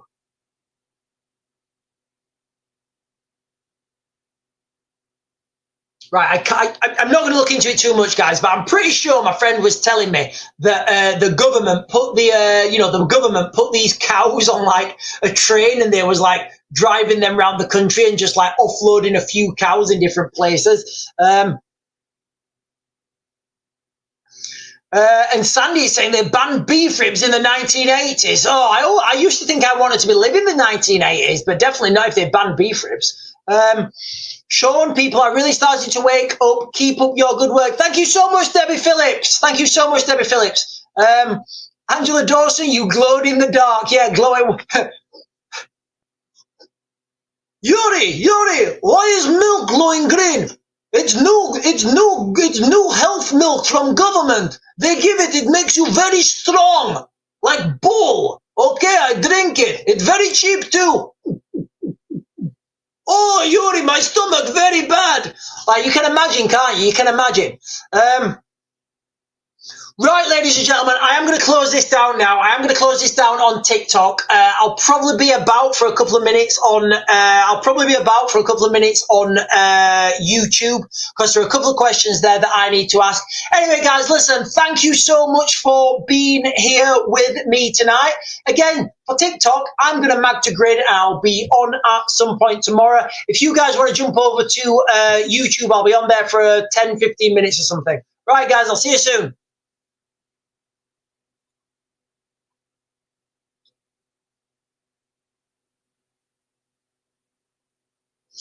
Right. Okay. Right. So from YouTube, hang on. Let me click these buttons, guys. Let me click these buttons. From YouTube, was the nuclear veterans program fake? Were soldiers actors? Oh, we're going down really big. Oh, right. Okay. Was the nuclear veterans program fake? In fact, you know, I should probably put this up on the screen. No, not that one. Was the nuclear veterans program fake? Were soldiers acted, paid to deceive? I think deceive the masses. Oh, yeah. You know what? I don't know. Like, if we go back to the 1940s, we've got to think, haven't we? Like, was there so much deception in the 1940s, or is it just a new thing? Like, I don't know the answer. You know, I don't know the answer to that, and you know, I don't think anyone actually knows the answer to that, other than the people there themselves. But I don't know. It certainly could be true. It certainly could be true. But like, if we keep going back far enough, there's always discrepancies, isn't there? Like, did you, for example, know that Winston Churchill was sponsored by BP, and he gave, I believe, once he became prime minister, he gave BP drilling rights. It was called something else then. It was called the Anglo. Let me fact check myself. In fact, I can fact check it on here actually, and share the screen. So let me just do a quick search on here, guys.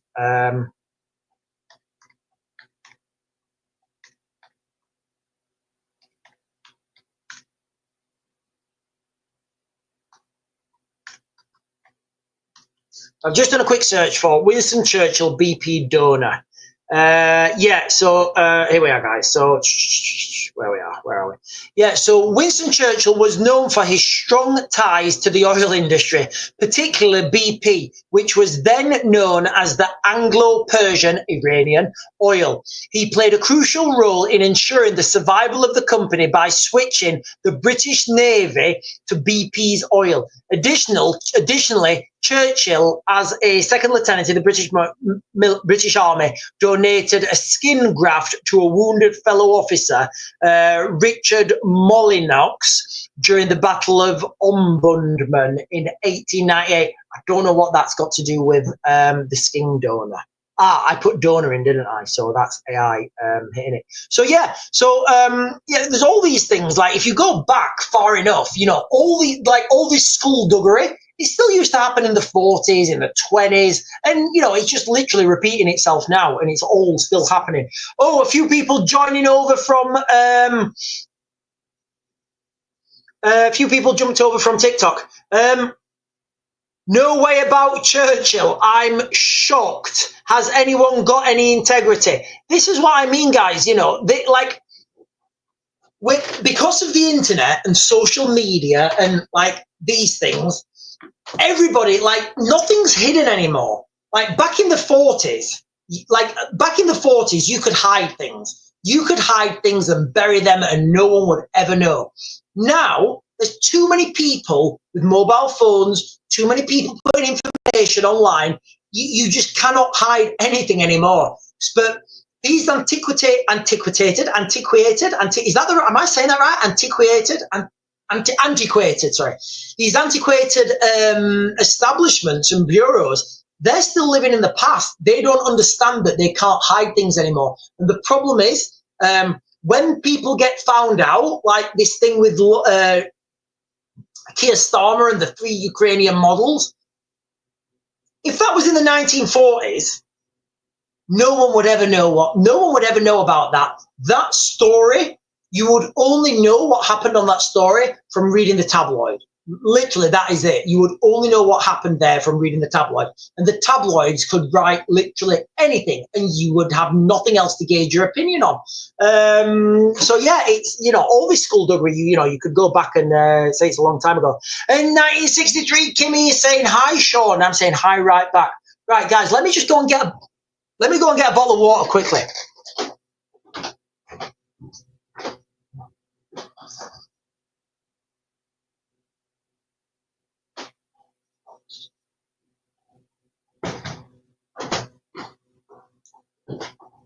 Oh.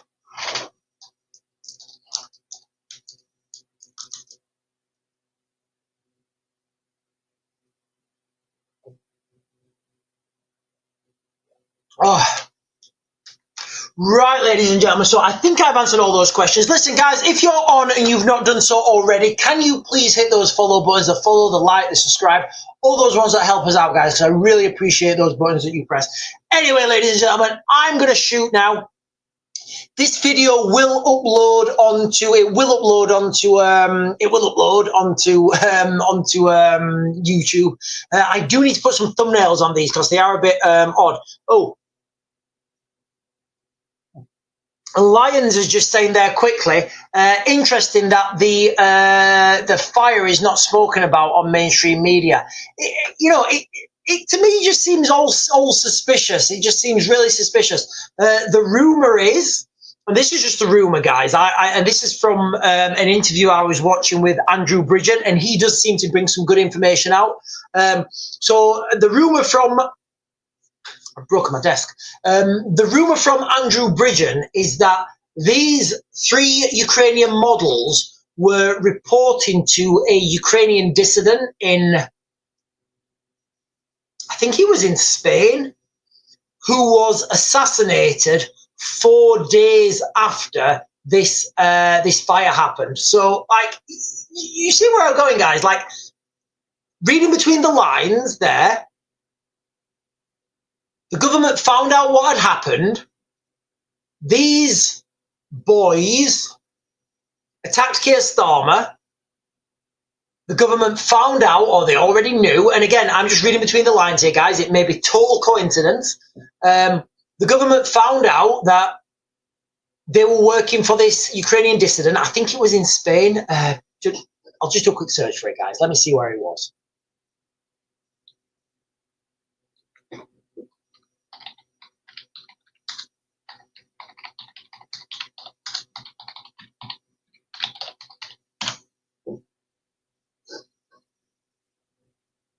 Right, so this is from the BBC 6 days ago. Murdered on the school run. The controversial Ukrainian gunned down in Madrid. Yeah, it was Spain.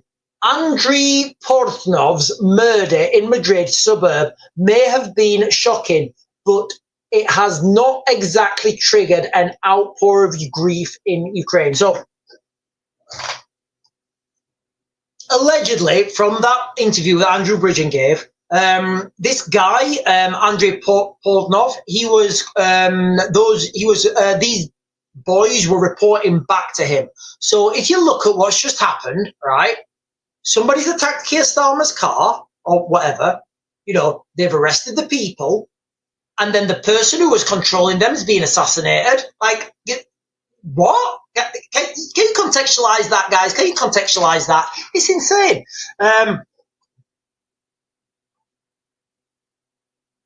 Right, anyway, ladies and gentlemen, like I said, hit those buttons, the like, the follow, the subscribe, anything that helps this channel, all the buttons that help this channel grow. I am going to see you guys later. I will mag to grid, and I'll get you guys another video later.